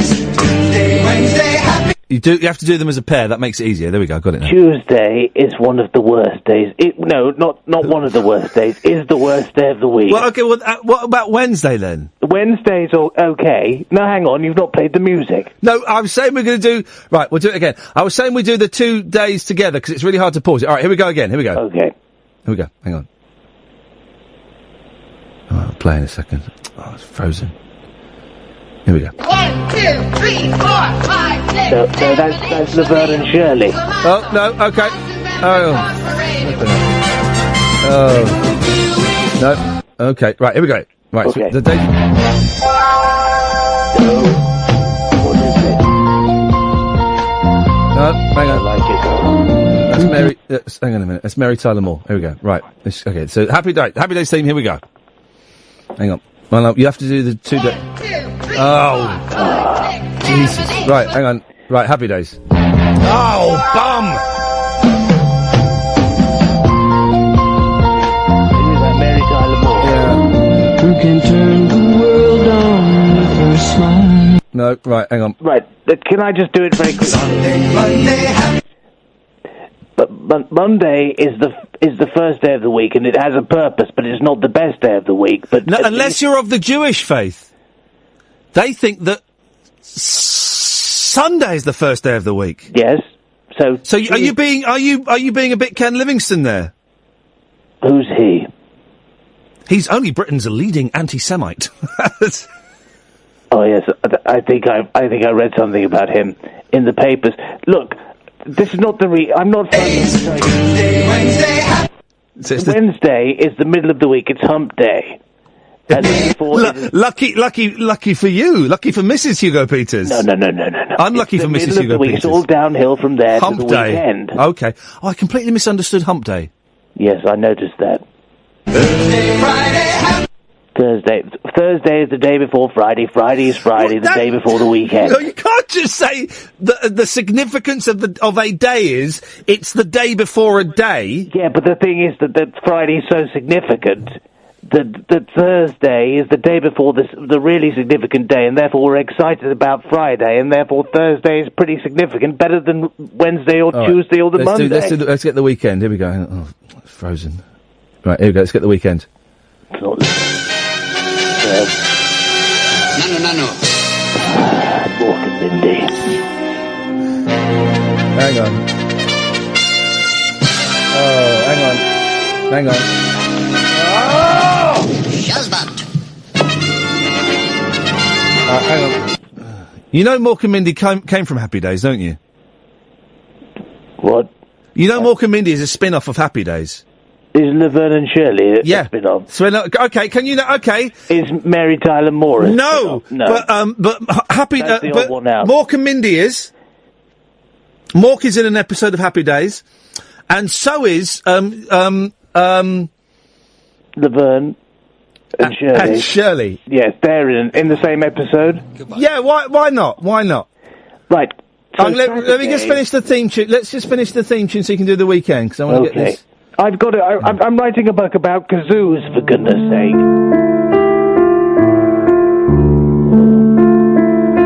I'm writing a book about kazoos and the magic of the kazoo. Okay. And I was.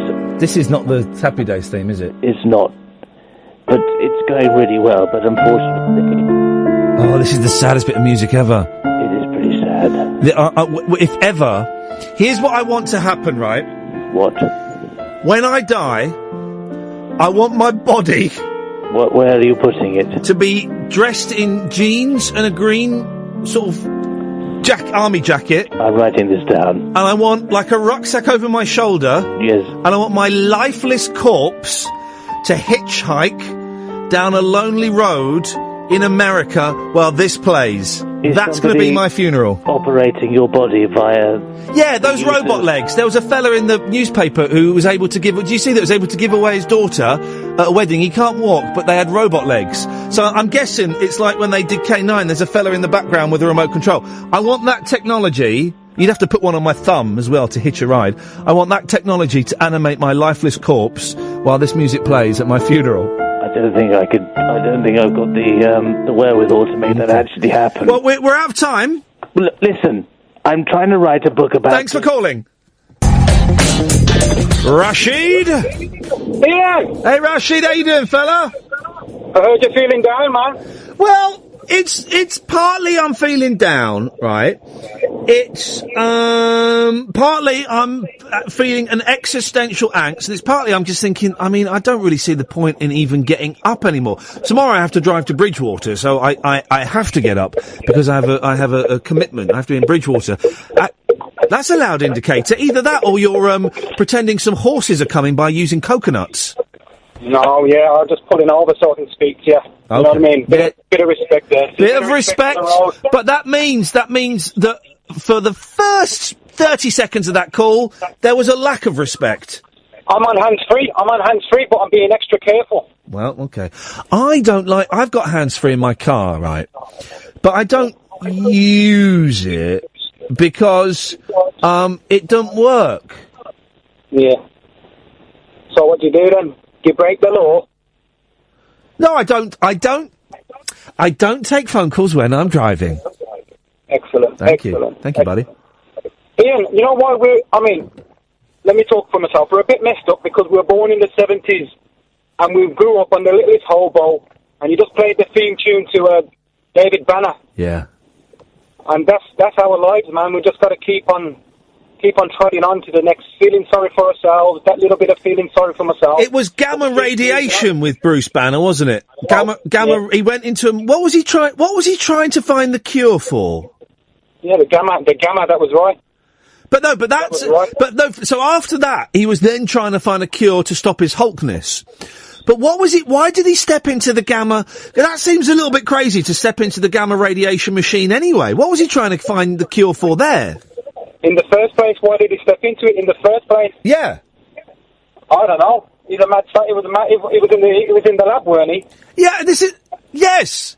He was in. Right. Peter Piper picked a peck of pickled peppers, right? And he got bitten by a radioactive spider. That was a spider. It was radioactive. That was an accident, right? Yeah.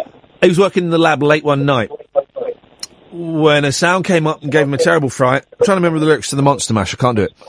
But what was Bruce Banner and the Fly, right? Jeff Goldblum, he went in that thing 'cause he wanted to transportate, didn't he? Teleport. Yeah. But why did Bruce Banner step in front of the gamma radiation? I think it was just curiosity. You see, it's all similitude. It's all life lessons. You know, that's what I'm trying to say. We're living those themes out in our life, and we just got to keep going on. Whether it's gamma rays, or broken families, or drug abuse, or all this, we just got to keep on going. But, why do we have to keep on going? I don't know. I'll tell you why. Because I'm 46, and I've become a granddad today at 9. Hey. About 9 o'clock, I became a granddad. I nearly swore then. Flippin' hell, he said, hastily correcting himself. That's a good bit of news, man. Congratulations. I was in McDonald's, I was ordering my coffee, I was just having a little break, and my wife sent me the message. She sent me the pictures on WhatsApp, and I tell you what, I nearly said, Allahu Akbar, in the McDonald's. I didn't want people to jump out. Allahu Akbar, you got to be careful. Isn't it sad? You got to be careful saying God is great. It is. I think that's heartbreaking, really. Ian, that brings me on to my other point. Yeah. I don't like preaching to people. If people want to know about religion, they can ask me. If they want to know, but I won't preach. Yeah. But I'm just going to say, my faith helps me to get through. And that's fine. And when I got in a bit of trouble last week, because I had an argument with some really horrible, bigoted Christians, right? And I had loads of people assuming that I was anti-Christian and anti-religion. And I had lots of people on Twitter saying, "Oh, well done, Ian. You should come and speak at this. You should come and do this. Come and join our anti-Christian group and retweet all this." I said, whoa, guys, you've got me wrong. I'm not anti-religion at all. It doesn't work for me. It's not my cup of tea. I've had a little flirtation with Christianity when I was a kid. I kind of sort of believe in a higher power, but that's a whole different skillet of fish. But I'm not anti-religion. What I'm anti-bigotry, I'm anti-hatred, I'm anti-nut jobs blowing themselves up and killing other people. I'm anti all of that stuff. But I understand what you've just said, and religion is a brilliant comfort for a lot of people. I'm quite glad that part of me feels a little bit glad that Britain is no longer considered to be a Christian country. I don't know why, but you know, whatever works for you, man. If it's not hurting anyone else, I'd rather a world full of faith than a faithless world. You know, but the thing is, anyway, my same son who had the baby today. Yeah. About 4 years ago, he was in a mental. It was sectioned. Wowzers! And my life nearly ended because he was my firstborn son. Yeah. And I remember him being sectioned, and the security guards jumping on him and trying to calm him down and all that type of thing. And I was devastated because he wasn't himself and he was speaking all gibberish and all that. He was saying that I was the devil and all this type of stuff. Here's an interesting thing, that is, and he's well and good now. He's recovered, has he? He's recovered, Beautiful. but it took a lot of effort, and that's why my heart goes out to people with mental issues that haven't got the support. My heart goes out to them because I had to take 4 months off work and spend nearly 24 hours a day with him, to get him back to. Well, good for you. Yeah. Why is it when people have such extreme mental episodes as your boy did? Yeah. Why does religion come into it? Do you know what I mean? I suppose. I think I can answer my question. I suppose it's an instant shorthand for good and evil, isn't it? You've got God and Satan, whatever religion you is. You got your devils and you got your God that is good. And I suppose it's that if you see people as being evil, it's easy to say that you are Satan and stuff, isn't it? And if you feel empowered, it's easy to say that you're Christ or you're Allah or you're whatever. Whatever. I don't know. Well, I'm glad your boy's good. I'm glad you're a granddad. Yeah. And I appreciate your call, Rashid. Brilliant, thanks, Ian. Ta-ta, mate. Ta-ta.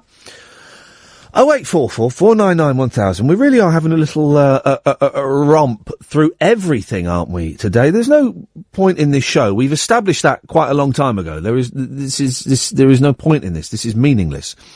And with that in mind, we can kind of allow ourselves to go anywhere, can't we? 0844 499 1000. So I think we have the latest. Dr. David Banner was testing a gamma bomb, and there was an accident, and massive exposure to radiation made him the Hulk. Okay. I don't remember it being a gamma bomb. Was it a gamma bomb, Lee? What the hell is a gamma? I can't even say it. Come on, what man. Is a gamma bomb? Because it was gamma radiation that made the Hulk the Hulk. That's why he's green, because gamma is green. Is it? I thought it was invisible. Oh, flip. Jeez. I've never had an X-ray and seen green rays coming towards me. I had to when my mum was in intensive care, right? They did an X-ray on the woman next to her, and before they were doing it, they got everyone that could walk to go and stand in the other corner of the ward. They said, "Can you go and stand over there? We're doing an X-ray." Go and stand. And I was thinking, my mum's next to this woman, right? And then the poor lad that had to take the X-ray, they wear an apron of, is it lead? I think it's a lead apron, I think so, yeah. Right? But that covers his chest. What about his hands and his feet and his eyes? How dangerous? How many X-rays would I have to be in the room next to for me to get X-ray cancer? That's a genuine question. I phrased it really badly. 17, I reckon. That doesn't seem a lot, but they were making us stand so far away. Yeah, it is a bit freaky. I had some recently, and they go and hide behind the wall, and you just think, well, if you're behind there, I'm stuck here. Yeah, I know. Supposing you're really ill and you have to have loads of X-rays. I mean, they do, I think, have to, the best test I ever had done at me, apart from when someone, put their finger up my bum. The best medical test I ever had was when I thought I had MS, right? And I had to go through all these tests. And they did this thing where they put these drops in your eyes, because you can see a lot with people's inside people's eyes. You can, it's one of the detectors whether they got cancer or something wrong neurologically, because you can see little dots. Talk either. Exactly. And they put these drops in my eyes, right? And what it does is it expands your pupils, the little black bits in your eyes. It expands them and expands them and expands them until the whole iris of your eye is pretty much pupil. You can't see a thing because you're like, what the hell?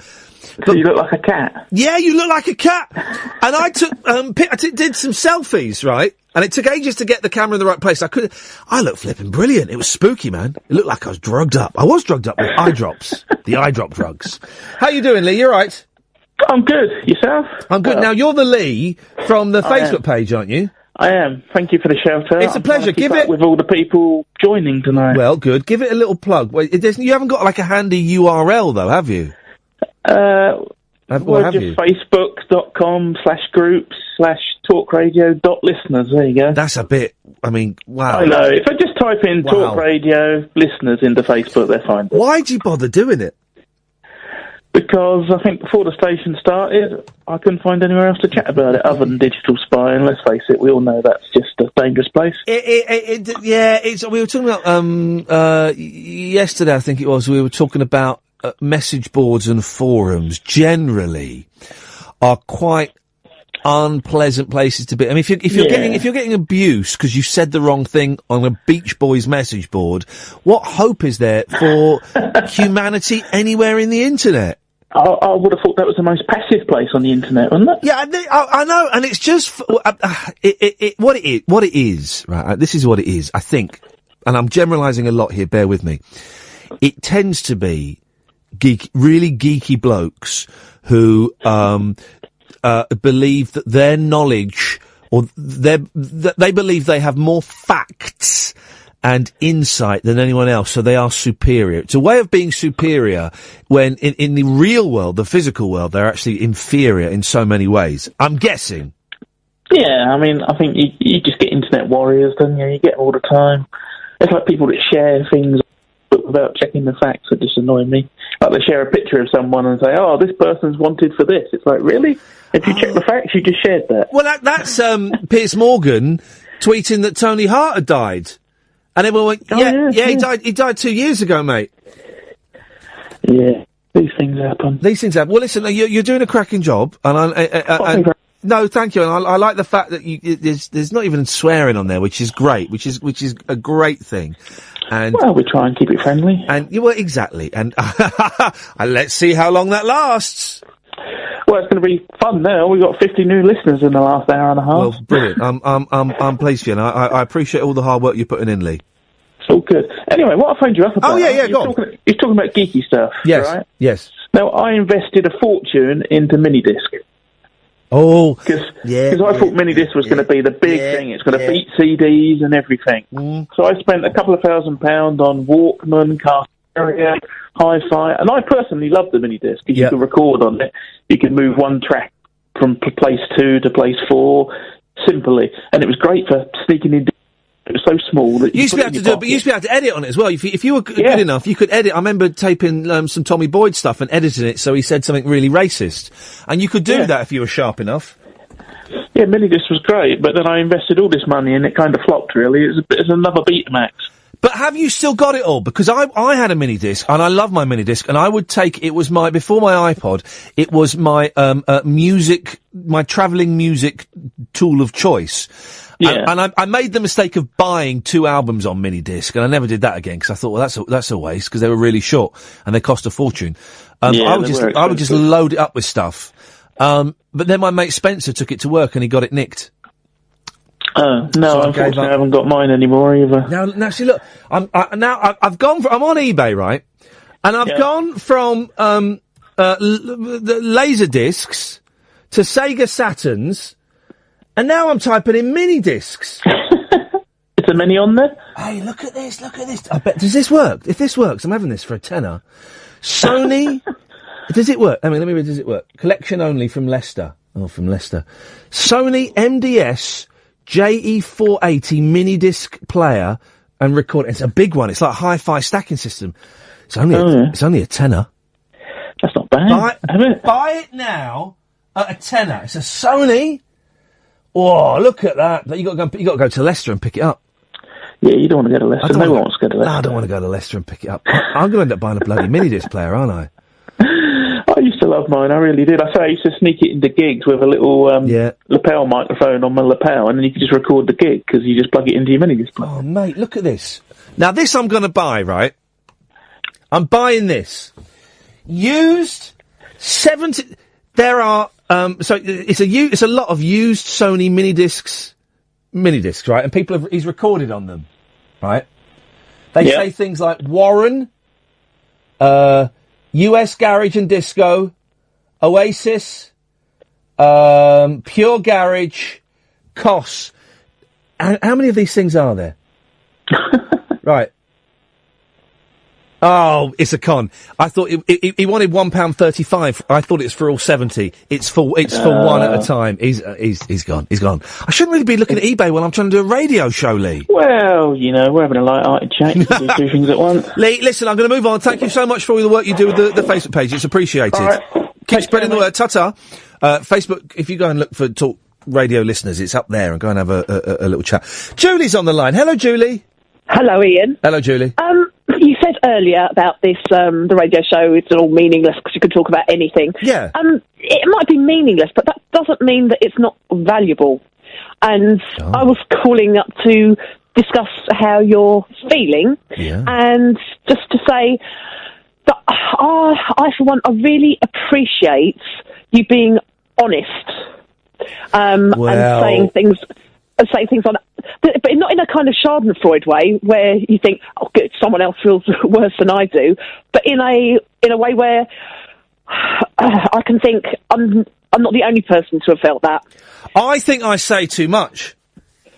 This is my thing. I think I say too much.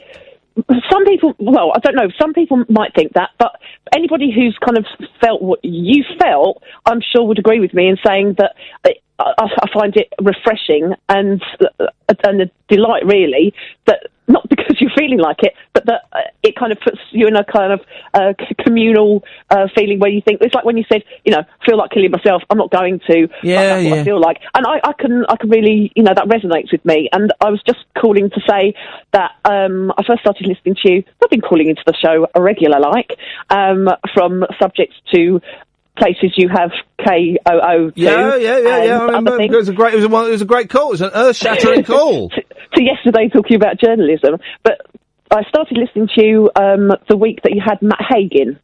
Oh, he's good, isn't he? And his book. And he's really great. And the book itself, I have got it on audiobook, and I've bought and sent copies out to 5 different people. It's kind of, I like it that much. So I was just calling in to say I'm really pleased that you share things. For me, it helps me. And also to say to you, if you're feeling like that, pick up the book, read through it again. Yeah, it is a good Reasons to Stay Alive is the book. It is a cracking book. And I unfollowed everybody on Twitter. Then I started following Matt Haig again tonight, and I noticed he'd unfollowed me. But he's given a talk on my birthday. I've bought tickets, but I might not be able to go because I might be doing family stuff on my birthday. I don't know. Yeah. But him and Ruby Wax are doing a talk together. Oh yeah, her book as well on mindfulness. Have you read that? I haven't read her one. No. That's good. Also, I've got it on audiobook. So I'm not going to be condescending to say take your own advice and read the book, but I can relate. So I just want to say I'm appreciative. Julie, I don't dig this is the thing. I don't dig the audiobooks. Why is everyone's going audiobook crazy at the moment? Well, I've also got the hardbacks of them, but I find that if I'm driving or something, then obviously I find it tends to be a little bit dangerous. KOO and also reading as well. Right. Well, it depends what you read. Julie, listen, thank you very much. I'm going to go because I want to squeeze Adrian in before the top of the hour. Yes, Adrian. Hello, Ian. How you doing? I'm all right. Well, I think I've got the answer to you, the David Banner question. Oh, yeah. What was David Banner doing dicking around with gamma radiation when he knew that too much of it would turn him Hulkalicious? Well, the story was he went on a picnic with his wife, basically the car had a blowout, crashed, went upside down, he was flung from it. It caught fire and he couldn't lift the car to save Oh, it. yeah, it was raining, wasn't it? Yeah. No, that was later. Yeah, that was later when he first turned into the Hulk. Oh, okay. Yeah, There's a lot of car accidents involved in this. Yeah, he couldn't save her. She basically died, and he worked at university or something, didn't he? I don't know. You're telling me what he did. Well, I should know because I've watched it recently. Anyway, he had like a seminar with these people, and all similar situation. Oh, sad music. Saddest bit of music in the world, yeah. Yeah, and all these other people basically lifted things up off people that were trapped and saved them, and he didn't know why. But he discovered it was something to do with radiation could make you stronger, and he accidentally overdosed himself, hence the Hulk. So hang on, how did the gamma radiation come into it? It's something to do with the hidden strength. It's a bit of a. Oh, I stopped the music there. It's a bit vague, Aids. He was at a conference and then he became the Hulk. Well, he discovered that if he experimented with the radiation, it would make him stronger. And he only wanted to do a little bit, but he did too much by mistake. Yeah. And that's basically what he did. But he went through the series, and the bloke was nuts, wasn't he? He was like, touching, zapping himself with electric. And Don't make me angry! Don't make me angry. You wouldn't like. There was the journalist that was following around because he knew he was the Hulk, but he couldn't get a picture of him as the Hulk. It was Jack McGee. What a winker that guy was, wasn't he? Wasn't he a scumbag? Hey, listen, I've got to go because we're coming up to the top of the hour. Suddenly 2 hours have flown by. I say flown by. To me, it feels like we've kind of been dragging our heels, and it's been a very slow. I've got a stitch. I've had a stitch for about a week. Is that a good or a bad thing? Anybody? Doctors? Anyone? Talk Radio. Evening. We'll take calls straight to air for the last hour, and we'll kind of carry on and see where we go. There's no agenda, and it's really hard to try and explain that concept for a phone-in show when we're so used to being told by the host what the phone-in show is going to be. Honestly, it can be anything you want, particularly in this last hour. Don't call up yet. I'll tell you when to call, all right? Nice one. Late night, Iain Lee on Talk Radio. We have ways of making you talk.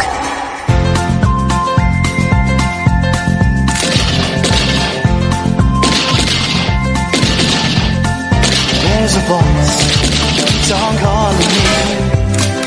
Down the road is where I'll always be. Every stop I make a new friend. Can't stay for long, just turn around and I'm gone again. Maybe tomorrow I'll wanna settle down. Until tomorrow I'll just keep moving on. Down this road that seems to end when new adventure lies just around the bend. So if you wanna join me for a while, just grab your hand and come travel like that's old style. Maybe tomorrow I'll wanna settle down. Until tomorrow, the whole world is my home. So if you wanna join me for a while, just grab your hand and come travel like that's old style. Maybe tomorrow I'll wanna settle down. Until tomorrow, I'll just keep moving on.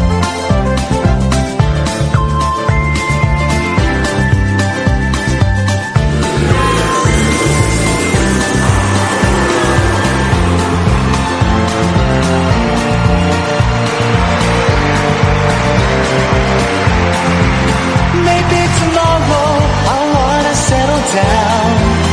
Until tomorrow, I'll just keep moving on. There's a world that's waiting to unfold. A brand new tale no one has ever told. We've journeyed far, but no, it won't be long. We're almost there, and we've paid our fare with a whole song. Maybe tomorrow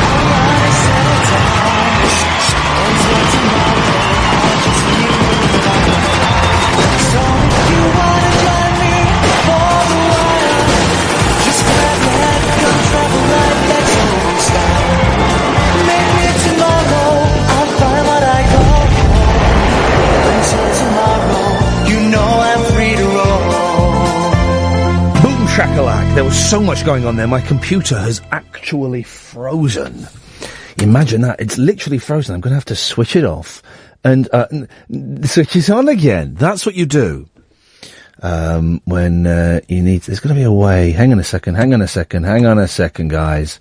Right, so the last hour of the show, 0844 499 1000, 7 pence a minute, plus access charge significantly more from mobiles. Some mobiles, it depends. Kind of have to look around and see what happens, okay? You can do that. You're sensible people. You know what to do. And for the last hour of the show, it's anything. Really, the last hour of the show is kind of fast becoming my favourite part of the show, and it was never going to be the plan to do straight to air calls every day. It was going to... I was toying with the idea of just doing it all for the whole show on Fridays, and then it's just going to be the last hour of the show on Fridays. But for the moment, it seems to work, and you seem to want to play. You'll get bored of it, I know, because I have presented straight-to-air shows before, and I kind of run their course.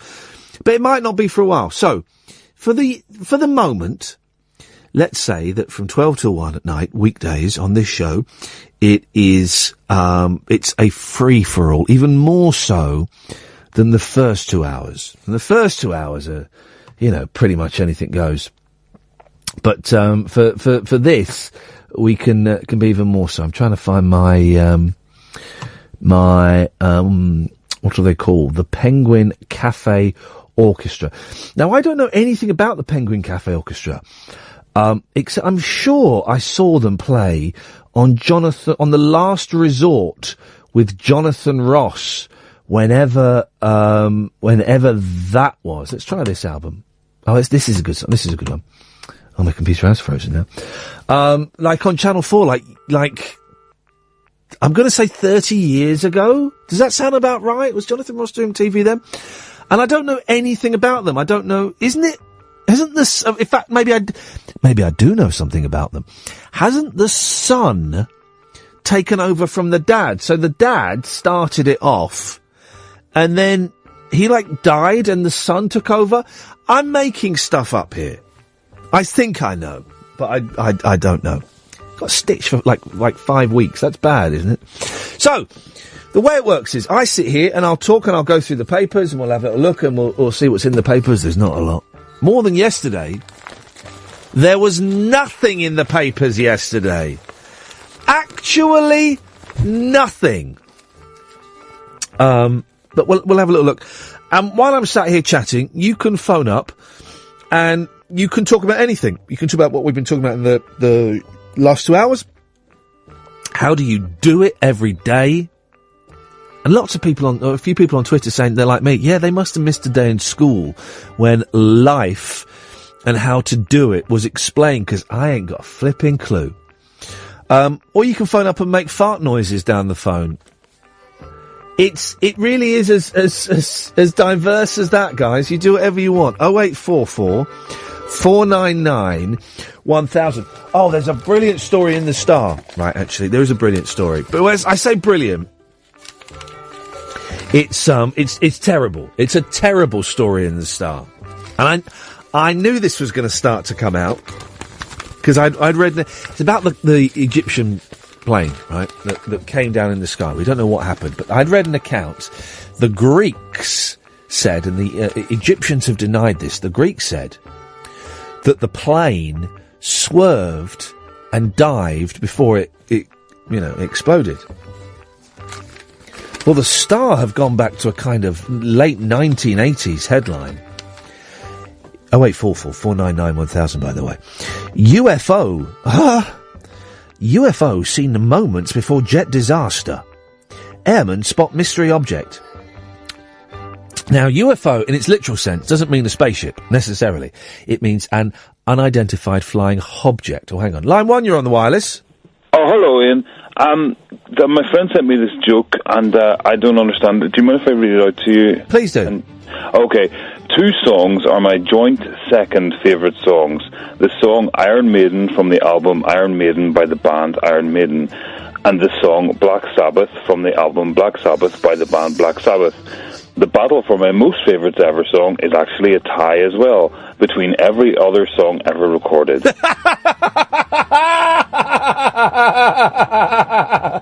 That's very funny. Is it? He's saying that those two songs are rubbish. Oh, right, I thought that, yeah. It's a brilliantly worded joke, though. Where did your mate get that from? I think he made it up. Oh, well, your mate is a flipping genius, because that is a very, very funny... That was funny, wasn't it, line 2? Sometimes I wish I was a lesbian. Okay, well, there you go. 2 pilots claim to have spotted... So UFO doesn't necessarily mean a flying saucer, it means an unidentified flying object. Okay, which could be anything. Until it's identified, then it becomes an FO. UFO! Oh, UFO. 2 pilots claim to have spotted a UFO hovering in the skies just an hour before the Egypt air crash. Now, this is when they kind of make it sound like a little bit bullshiny. Oh, hang on a second. Oh, hang on, what's this? I know this. What's this bit of music? I know this bit of music. Anyway, it's nice. 499-1000. A mystery craft with green lights was seen near to where the doomed jet plunged from the sky. Isn't it interesting, right? And we don't know, we're literally guessing this horrible, horrific tragedy, right? If it was a terrorist thing, why haven't it... What happened to the days where terrorists were all scrambling and clamouring to claim credit for something? I remember back in the day, if a bomb went off or a plane, something like that happens, then loads of terrorist organisations go, no, we did it. Nah, shut up, we did it. Shut up, we did it. Loads of them will be fighting for it. Do you remember that line 1? Hello, darling. Hello, madam. Oh, hello, it's Vinky here. Hello, Vinky. Svinky. Zvinky? Svinky. Svinky, svanky, svunky? Yeah. Yeah. How are you? I'm alright, buddy. I've got a bone to pick with you. I'm a bit sneaked. I'm a bit upset. Oh, dearie me. Yeah. Let's have it out. Let's deal with it, mano a mano. Go on. Yes, I won't be doing no more tango with you to the Blue Oyster at this rate. Uh-oh. What's this I hear about a Talk Radio Facebook group? Oh, blimey. I've looked, yeah. I've looked on there, and you're on there, and apparently you don't use Facebook. No. You've not joined my group. No, well, hang on a minute. I do. I mean, I have a Facebook page, but I don't use it. I've got like 7 friends, and 2 of them are relatives. 3 of them are relatives. The other 3 are people that are useful in my career as with my record label career. It cost me a fortune, that stupid hobby. You never know. I could be useful to you. No, you never know. Not be useful. But I have my Facebook.com/Iain Lee, which people are welcome to go to. And what group of you? What are you banging on about, you lunatic? I spoke to you about a month or so back about my group, and you said to post a link on Twitter to you, which I did. Well, what's your group? Talk Radio, a.k.a. Talk Sport, The Golden Years. For Talk Radio, a.k.a. Yeah, but it also includes the new Talk Radio. It can't do, because it says 1994 to 2011. Yeah, I changed the date on it. Well, it says 1994 to 20... Oh, for crying out. I changed the date on it since to accommodate the new era. Is there no... Well, how long has your group been going? Oh, about 6 months. Yeah, because the other one's been going about 3 weeks, and it's got 3 times the members you've got. Is there no way you can join forces with the other group, bring peace to the world? Well, the difference is, you see, I've got loads of present and past Talk Radio, Talk Sport presenters on my group. Oh, like whom? Like whom? Like whom? James Well, Mike Mendoza, Mike Graham, Ian Cantor. What about some good ones? Charlie Wolf. Again, what about some good ones? Apart from Charlie Wolf. Oops, Charlie. Oops, Charlie. Well, they're all radio legends in their own right. They're all dinosaurs sleeping in their elephant's graveyard. Well, okay. Well, you've given it a plug. Hopefully, lots of people will go and join it. And I've got a joke for you if it's any good. If it's if it's allowed. Well, probably not. But go on. Why do women have legs? Okay, I think we'll probably leave it there. 08444991000 is the telephone number. Call straight to air, 7 pence a minute, plus your access charge, significantly more for mobiles. If you want to come in, Katherine, you're welcome to come and join in here if you want to. You can do it. What is this bit of music? Do you know him? Well, here we go.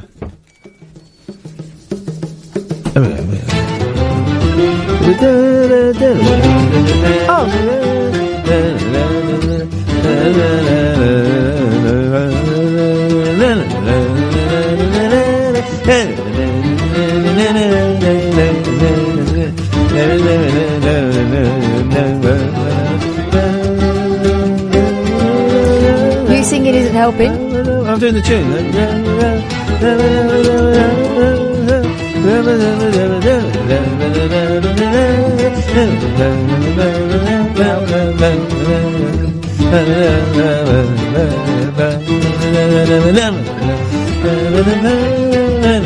I just had a flash forward to when we're in the home for retired radio presenters. We just left there. That was Three Counties. You're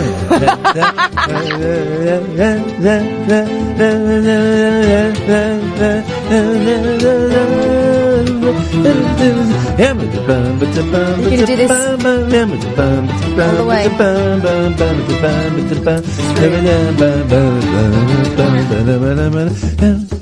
Oh.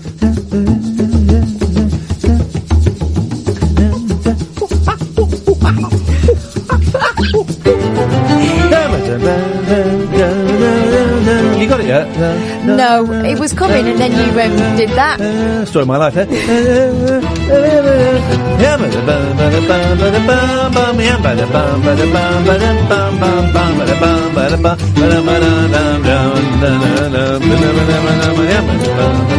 Can someone please tell us what this is? Make it Do you know what this is, line one? Actually, yeah, isn't it the theme from Have I Got News For You? Is it Eck? No.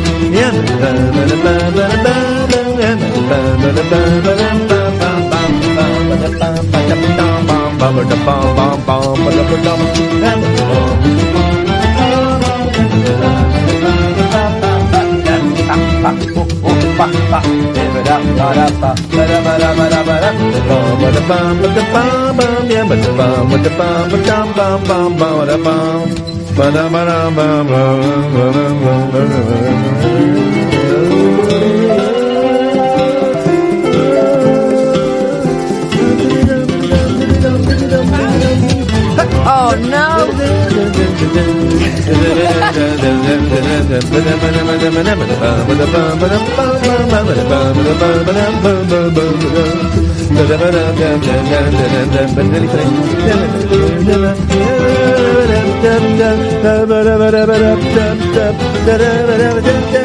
It's good, isn't it? But what is it? What is it? But what was the song? Don't know. It was something, wasn't it? It was definitely something. That record. Oh no, it's not starting again, is it? Yeah, I put it on a loop. Oh to no! help us. Don't, because it's driving. Oh no!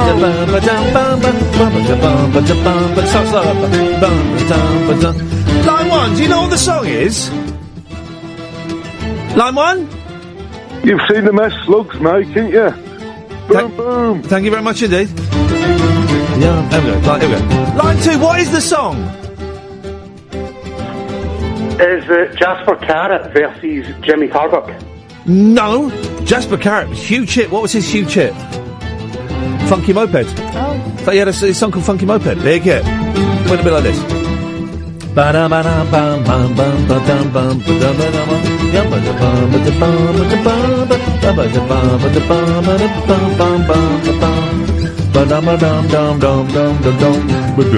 did it go?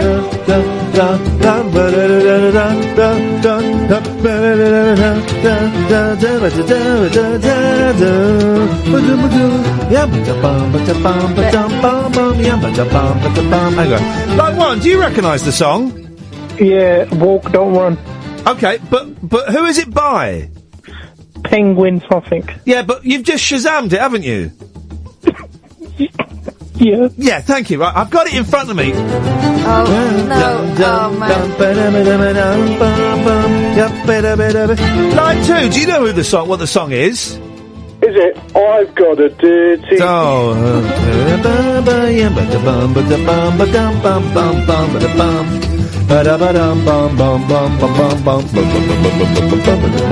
But it's a famous song. This is not done by the Penguin Cafe Orchestra originally. This was done by somebody else. Yeah, I know. But whom? I don't know. Did it have lyrics? I think so. More than... I would hope so. Here we go. Line 1 or no. Line 1, what is the song? Is Barry Grant versus Deirdre Barlow? No, I don't think so. Barry Grant. Barry Grant. Now, which one was Barry Grant? Was he was married to Was he the one with the pen? Sheila Grant. No. That was one of the sons. Was Barry Grant? Oh, Barry Grant was. Oh, yeah, he was quite fit, wasn't he? Yeah, he was up to no good. Damon Grant got stabbed, of course, because he went off to be an actor in real life. He got stabbed. I used to quite like Barry. He was a bit dangerous, wasn't he? He was dangerous. Did a bit of dealing with drugs. Then didn't. Oh. Teddy. Didn't he go to prison for being a getaway driver in an armed robbery in real life? Oh, I'm not sure. Outside of the Brookside Close, I'm sure. And I'm sure another one went to prison for murder. Well, all this is on the peripheries of my memory. Okay. Line 1, yes. Is it Ghostbusters 2? No, that doesn't help anybody, but thank you. Especially not me. Oh, no, come on. Well, we're going to have it on loop till we find out what... Someone can play me the original. I'll stop playing this, otherwise I've got to keep You know what radio's like. People only listen for like 20 minutes at a time, 20-minute chunks. Not this time of night. Well, okay, people listen for 10-minute chunks at a time. They might be listening for 2 tonight. And, but I'm not helping by singing Little Darling over the top of it. That doesn't help anybody. That bit makes me want to go, shake that thing up, wanna shake that thing up. That one, but it's not that. I'll get it in a minute. It's not called Bum-ba-da-bum. Hang on, here we go. Line 1, go on, put us out of our misery. Maybe tomorrow I'll call up again. Good evening. Thank you very much indeed, okay. Line 2? Is it the cast of Gavin and Stacey versus Neighbours? No, I don't think so. That's the closest we've had so far.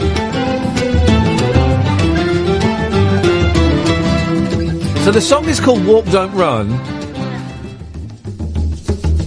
I like this bit. This is where we're having a party. Everyone's passing the doobie around. Will you leave the dog alone?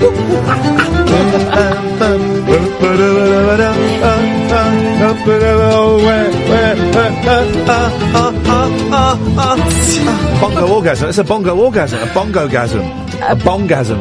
Bongasm. I haven't done it for about 20 years. Flipping it. Where are we going to get a bongasm at this time? I'd make one out of a bucket and a bottle of Coke. Yes, line 1. Fish chips and mushy peas, please. And not one of the nice big salty saveloys. Not got a clue what is going on. Hang on a second. Line 2, yes. Hello? You're on the air. No, you're not. Let's go to line 1. Line 1, you're on the wireless. Is it Perpetuum Mobile? Is it the what? Perpetuum Mobile. Perpetuum Mobile? Yeah. Perpetuum's not even a word. It is. It's a song they did. I think it's a different version of it. Perpetuum Mobile? Perpetuum? Yeah. Perpetw as in you, Perpetuum. Perpetuum. Yeah. No, it's not. Perpetuum. Perpetuum, everybody. It's Perpetuum tonight, ladies and gentlemen. Before we go to line 1, I just want to make it stop. No, I can't. Not until we get the. Oh, yes, I have. No, there we go. It's got it back. I just want to very quickly before we go to that. I just want to quickly just play this. Oh. Wow. What if I can go inside her? That's that, and also. Yeah, go. My mum's coming. Line 2, you're on the wireless. Walk That One by The Ventures. Oh! That's not what I thought it was then. What's your name, young lady? It's Vincent. Vincent, imagine this, right? You had somehow obtained the power to stop time. How would you use that power? I'll probably... I'm not allowed to say this. I'll probably rob the bank. No, are you sure? That's interesting. That's not what I thought you were going to say. Hang on a minute. Stay there. Stay there. You're not getting away. You're not getting away that easily, young lady. You're not getting away that easily, Vincent. Let me have a little. Would you always have said that, Vincent? I don't know. Where did I put that? In your favourites. No, I don't know. What do you mean favourite? Well, you should have. Yeah. I've got. I don't know. See, I'm a bit new to you, Vinny, and so I had a lesson in Vinny yesterday. I was playing some classic Vinny. But I know a little bit about you now.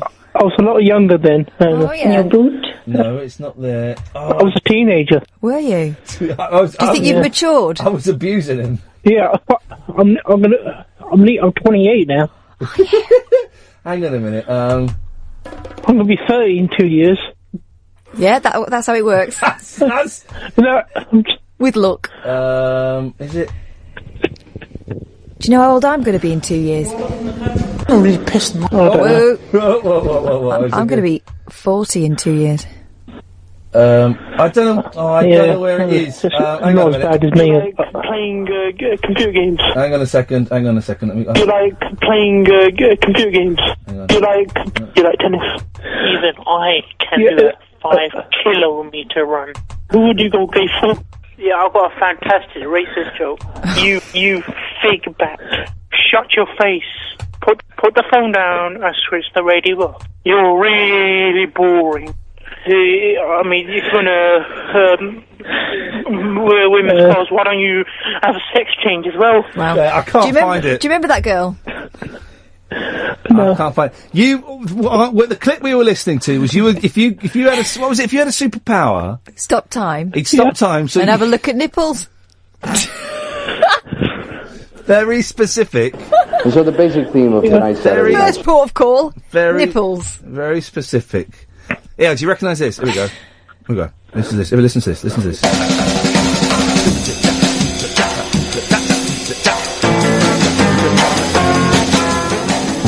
Right. You got it? Yeah. Oh, it's like the Shadows, isn't it? What's going on?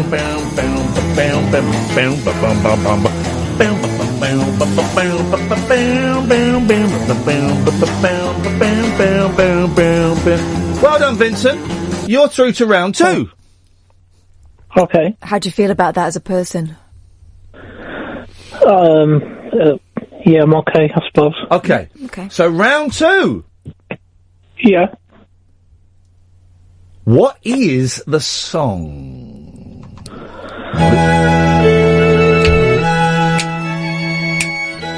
Oh, yeah. What is the song?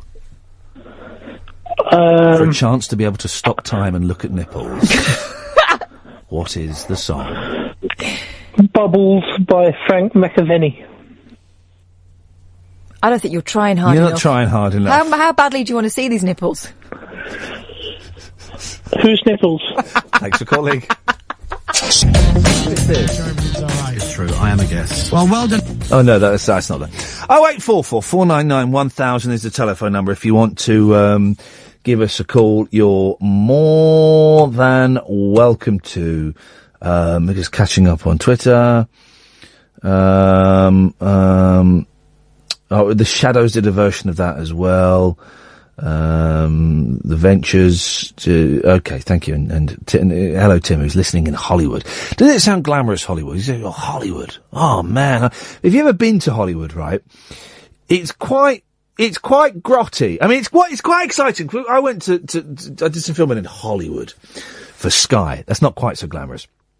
And you drive around, and you the bits of it are grim, and then there are some like glamorous bits. But what's quite exciting was we were with some American we had this American guide who was taking us around, and we wanted to get up and film near the Hollywood sign. You can't go right up next to it anymore, I don't think, but we wanted to get near it, up on a big hill overlooking the thing.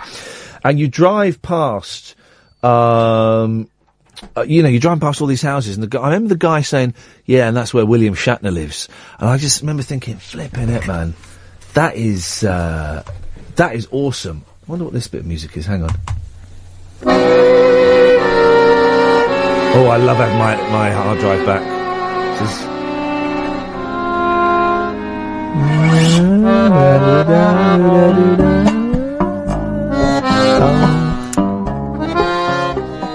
It's a bit of an acquired taste, but I like Tango in the Night, isn't it? Fleetwood Mac.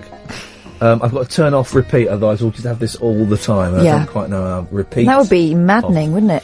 0844 499 1000 is the telephone number if you want to give us a call. For some reason, loads of my songs are listed twice on this computer, so that's why I'm just deleting some of the songs. Oh, mine did that. Why does it do that, man? It's when you transfer them, isn't it? Updates and that. Update my what's it. Here we go, we'll listen to this, the Tin Hat Trio, they're a good band. So, this is why the aeroplane crashed. Alright, blew up. No, this is the start. They keep telling us that they found something, then they say, no, we never. UFO now. So you're kidding me. UFO. Well, why are you dismissing that out of hand? Well, because I'll wait until they've properly worked it out. Oh, you think they're gonna release this information if this is the actual cause? Go on, tell me. We're going to take line one first of all. Yes, line one. Hi, is it Amy Stewart? Knock on wood. Very funny, well done. No! UFO seen moments before jet disaster. Airmen spot mystery object. 2 pilots claim to have spotted a UFO hovering in the skies just an hour before the Egypt air crash. A mystery craft with green lights, it's very specific, was seen near to where the doomed jet plunged from the sky. The airmen said the unidentified object flew 17,000 feet above Istanbul, as their plane prepared to land. Less than an hour later, flight MS-804 smashed into... Oh, we don't go into the details. The pilots told a Turkish paper an unidentified object with green lights plus 2,000 to 3,000 feet above us. Then it disappeared all of a sudden. We are guessing... Yes, you are guessing. We are guessing it was a UFO. Well, right, as you didn't identify it, it was. It is literally a UFO. An hour beforehand, though. Here's the thing. The cause of the Egypt air crash is shrouded in mystery. Well, no. It seems to be, what do they call it? An omni-shambles. People speaking out of turn, saying it was this, it was that, then saying, oh, no, it isn't that. What are you talking about? Well, I don't think it's a terrorist attack. Because, remember back in the day, if a bomb went off... Everyone was clamouring to claim it. It was me. No, it wasn't. It was us. Shut up. Was it? You haven't got the... It wasn't them. They haven't got the resources. We did it. We could pull that off. No one said anything. Here we go. And here's something else I hadn't heard. Sources in Egypt last night appeared to pin some of the blame on Israel, which was conducting air training manoeuvres in Greek airspace. Reports, and I hadn't heard this before, had you? No. All right, what? No. I'm not going all Ken Livingstone, I'm just reading the story as it's set out here, Go on. Galloway will be here at some point in the future. He can fill in all the blanks. Reports in the Egyptian media said the training off southern Greece started the night before the doomed airliner crashed. Because the Greek authorities said that they saw the plane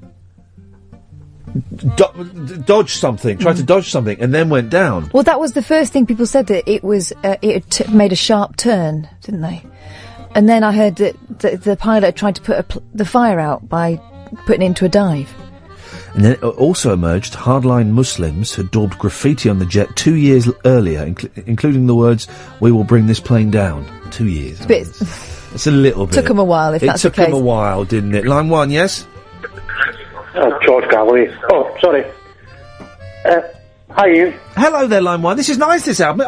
I bought this album in Seattle, in the United States of America, when I was filming a documentary about video games, and I went in and I heard a bit of music playing, and I said to the guy behind the counter, "Hey, what's this? I'm a DJ in England. I work on XFM. I'm going to play this." And I bought it, and I've never played it, but it's quite nice, isn't it? It's quite nice. It gets a little bit harder work. Yes. Anyway. Yeah, like I thought you were talking with George Galloway. No. George comes on a bit late. He's not on for a few weeks. Don't worry. I know, where is the guy? I don't know. I've not heard his crap for ages. He'll be on at some point. Don't you panic, guys. We get very angry tweets from people saying, "Where is Galloway?" Oh, like we're hiding him. He'll be on it. He'll be on. I had a lady ring, or I say lady, very rude to me on the phone. Yeah. Demanding to know where he was. And I said, the plans are afoot. I can't give you any specifics because I don't know. It's June, isn't it? She went, she wanted a date. She wanted a time and a date. She wanted a date with George Galloway. Well. Here we go. Here's 0844 499 1000. Here's an odd story. We often talk about the. I'm always suspicious of the second oldest person in the world. Yeah, where are they when the eldest gets bumped? Because the eldest dies, and then they become the eldest. And I just think that they're all so conniving. These really, really old folk that they're bumping each other off. Game of Crones. Yeah, thank you very much indeed. Well done. Well, this is a weird thing. Percy Norton. Naughty Norton. Oh, look at you. Let's have a look at you, Percy. Naughty Norton. Is believed to be the UK's oldest what? At 102. So look at you, Percy. Oh, Naughty Norton. Is that a clue? But he's the oldest what? At 102. The oldest what at 102? Organist. No. The oldest cricketer. No. The oldest swinger in town. Angler. A fangler. Angler. Oh. I was going to say fisherman, then I changed it to angler. All right. The World War II hero first picked up a fishing rod in 1921. He must be tired. Good grief. Percy. Let's have a look at your Percy. Naughty Norton of Mattershall, Norfolk said, "When you go fishing, you go for a rest." Okay, words of wisdom there. From his 102 years. Flippin' it. He's lived 102 years, and that's the best he's got. Jeez. Across the UK. Uncut after-hours conversation for the up-all-night generation. Late night Iain Lee on Talk Radio. We have ways of making you talk. Yes, line one. It's Paul in Canada. Sorry? What? Hello? Hello? Hello? Can't hear you very well. Hello? Can't hear you at all. Line 2, you're on the wireless. Hello, Ian. Hello, line 2. I have to say, Ian, on Periscope we can see your belly. It's fat, isn't it? Oh, my buttons are undone, look. Yeah, well, you've got a button undone. Yeah, so, something for the ladies and some of the gents. That's the joy of Periscope. It's, we can see it all. Everyone's a winner. It's on display. I've got no trousers on either. Are you eating too many of those fish and chip crisps? I can't stop eating those things because they are delicious. They are delicious. They are nice. I like we've run out of, everyone here prefers the red sauce because we've run out of those, and it's only the brown sauce which are not my favourite, but I will eat them, but I will eat them begrudgingly. I want the red sauce ones. You'll eat them begrudgingly, but entirely. Oh yeah, completely. Definitely. That's going to happen. Yeah, I tried them the other day. They are nice. Yeah. The pack. Why are the packets so tiny? That's another complaint I've got with these guys. Give me big packets, because we got the multi-packs. You get like 8 packets in the multi-pack, but that multi-pack should just be 1 pack, and that should be full. That should be full of fish and chips. What the hell are you doing? Who's it? Benson's, Mr. Robinson's, Burton's. The Burton's guys. Write them a strong letter. No. Get me a meeting with the Burton's guys. I want to speak to the Burton's brothers, Steve and Terry Burton. I want to speak to those guys. I've got a few tips on how they can make those delicious fish and chips even deliciouser now. By making them bigger. Yes, sir. Thank you very much. Anything else? Anyway, do your button up. It's done. Thank you, line 1. You're on the wireless. It's you again. We can't hear anything apart from the sound of the sea. Line 2, you're on the wireless. Hi, Ian. Hello, line 2. Hi. I have always wondered, you know the band The Seamen? The Seamen? The Shaman. The Shame. Okay. The Shaman. Yep. The song Move Any Mountain. I can move any mountain. I can move. Move any mountain. Easy good. It's not about ecstasy. Oh, come on, Mr. C. Come on, Mr. C. It's about a bloke called Ebenezer Good. Come on, Mr. C. Naughty, Mr. Naughty. Was it? Naughty. What I'm wondering, I've always... There's been lots of music, right, that's made me think, oh, I'd like to try drugs. Revolver by the Beatles, right? Oh, I'd like to try drugs. The Shaman turned me off drugs completely. It's like, God, if that's what taking drugs does to you, I don't want to go anywhere near. If it turns you into complete and utter twit, like Mr. C, I don't want anything to do with them. So that's an excellent advert for not taking drugs. Yes, go on.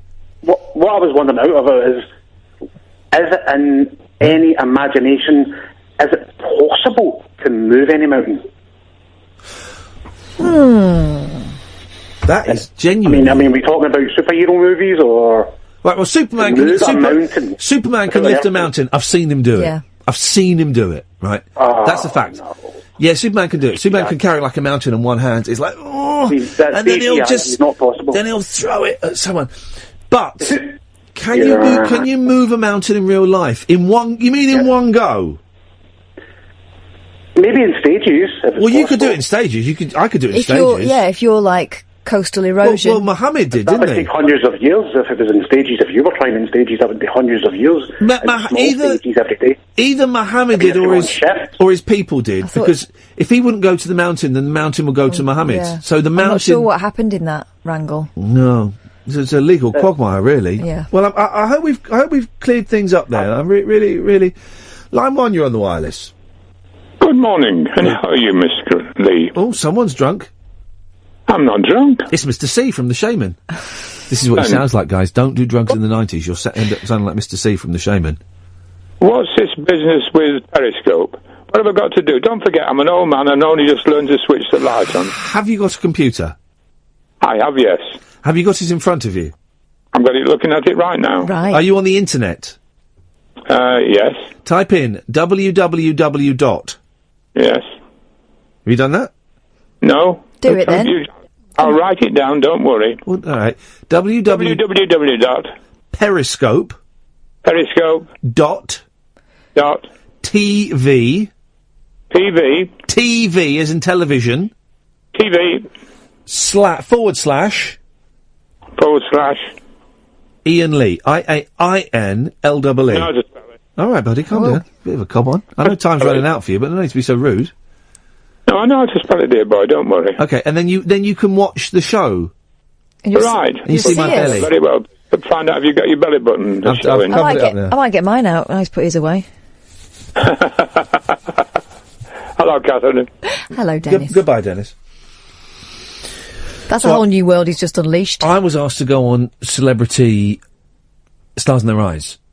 I jumped at the chance. Right. Did you do it? No, I didn't. Because I wanted to go on. I gave them two options. Not Stevie Wonder. No. I wasn't. No. Don't be stupid. Gene Simmons from Kiss. Right. Or Beyonce. And they'd had previous with Black and Up. The first Very similar outfits, actually. The first person that won it was, remember the Scouser who did Nat King Cole, white guy. I remember a ginger guy who did Huckers. No, he did Lionel Richie. Yes. Yeah. Well, the fella that did Jarvis Cocker went on tour with Pulp. Do you remember that? No. Yeah, he went on tour, and there was a point where there were two Jarvises on stage, which is very cool. So I said that, and they said, no, you can't do that. You can't cross, they were against cross-gendering at the time, and now it's all the rage. Now it's all de rigueur. And I've told you what they wanted me to do, didn't I? No. They wanted me to do, are you going to play? They wanted me to do... Oh, wow. Well, you offered the Lycra. This is a good song, actually, isn't it? It's a tune. I interviewed them. They were a bunch of idiots. They had problems. Cocaine. Too much cocaine. Well, I believe he had a terrible eating disorder as well. Well, yeah, well, he would do. He's done a lot of cocaine. Got the steering wheel. I practiced it in my car. They were only offering $3,000, and $3,000 to have dressed up like that. It wasn't worth it. They would have been able to see exactly what you were working with. It wasn't worth it. So, so that was a no. I've got a song by someone called Dick Hyman. Flipping it! That's a double whammy, Mr. and isn't Mrs. Hyman, what are you going to call your son, bearing in mind his life is already going to be a bit of a misery at school? Dick Hyman. Well, that's, I mean, should we have I don't know what this is. Let's see what this is.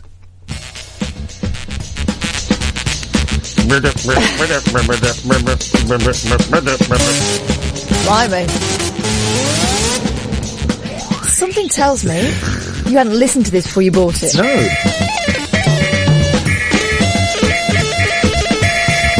Wow. Well, that's it's I'm going to break that Hyman, and we're going to move on. I've got all these wonderful things on here. The Dixie Hummingbirds.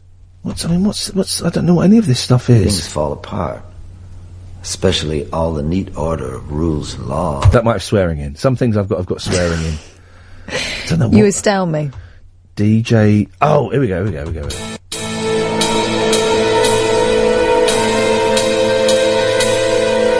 DJ Frenzy. Frenzy spelled PH. Flipping Here we go, listen. It's going to be pony. No, it's not. Here we go. Get ready. It's going to kick in. It might have swearing in. Here we go. Here we go.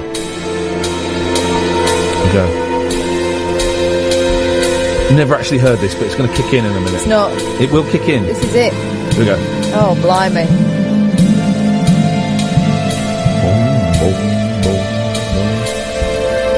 Yeah. Here we go. It's going to kick in now. Yeah. Oh, blimey. Oh, this reminds me of when I went to New Year's Eve, Alexandra Palace, Ronnie Sizen represent. All this. There's live drums, though. There's live drums. It's live drums. Here we go. It's going to kick in a minute. Wait, here we go. Yeah. Hang on a minute. Let's just jump forward a bit. Oh, no. No. Although, you know Dennis Wilson would have approved of this heartily. Yeah. That's just good. Well. Ooh. Yeah. That was good, wasn't it? Flipping heck. That was good. Here's another one. This one doesn't work. You know, I was wondering if you keep on because babysitter tonight. It's got a lot of free. power. We're gonna see a movie. It makes me feel like it makes me feel like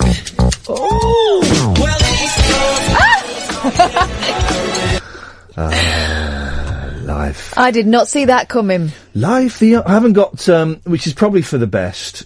The Beach Boys versus Busta Rhymes. Flipping heck. It's That's good. a combo. It's good, but there's one version that's very, very sweary. Very, very sweary. And there's one version, there's one version that isn't very sweary, but it's the gamble, isn't it? This is a good one. Dynamite Hack. This is a good song.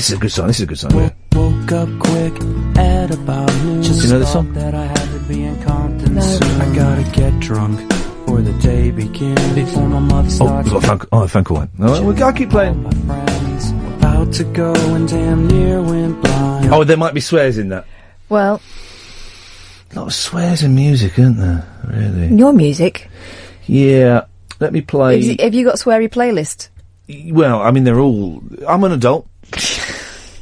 What am I? What are we going to?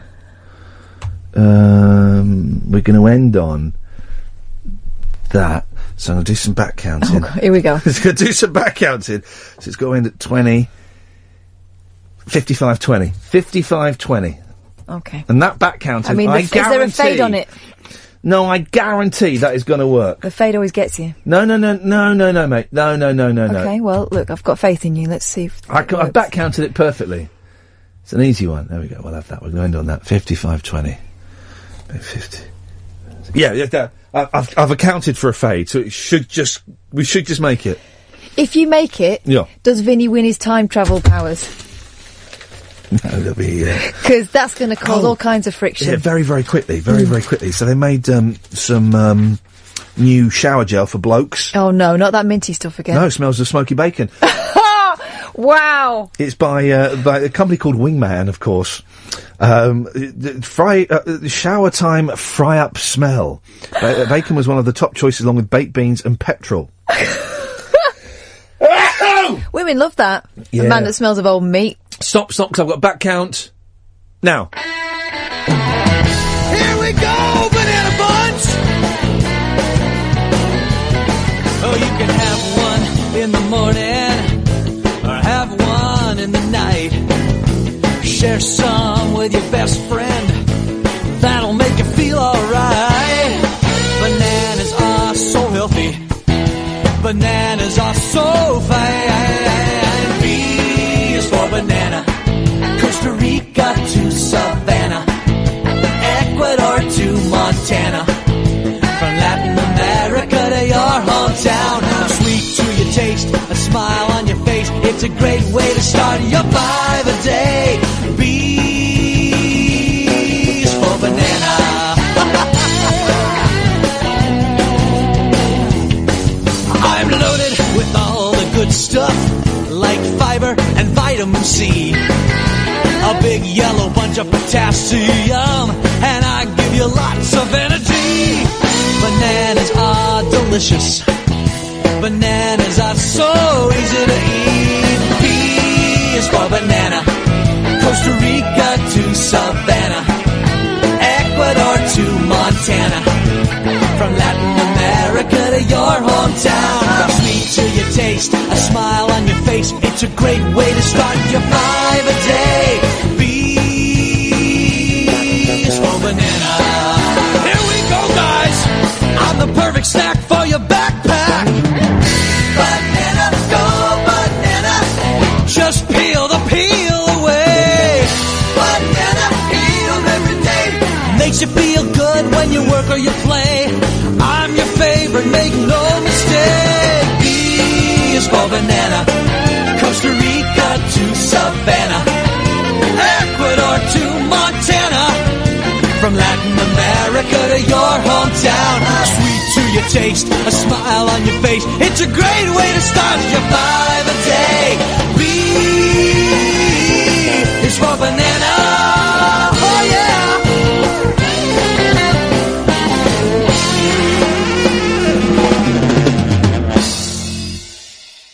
Talk Radio. Intelligent, organic entertainment. Talk Radio. We'll get you talking.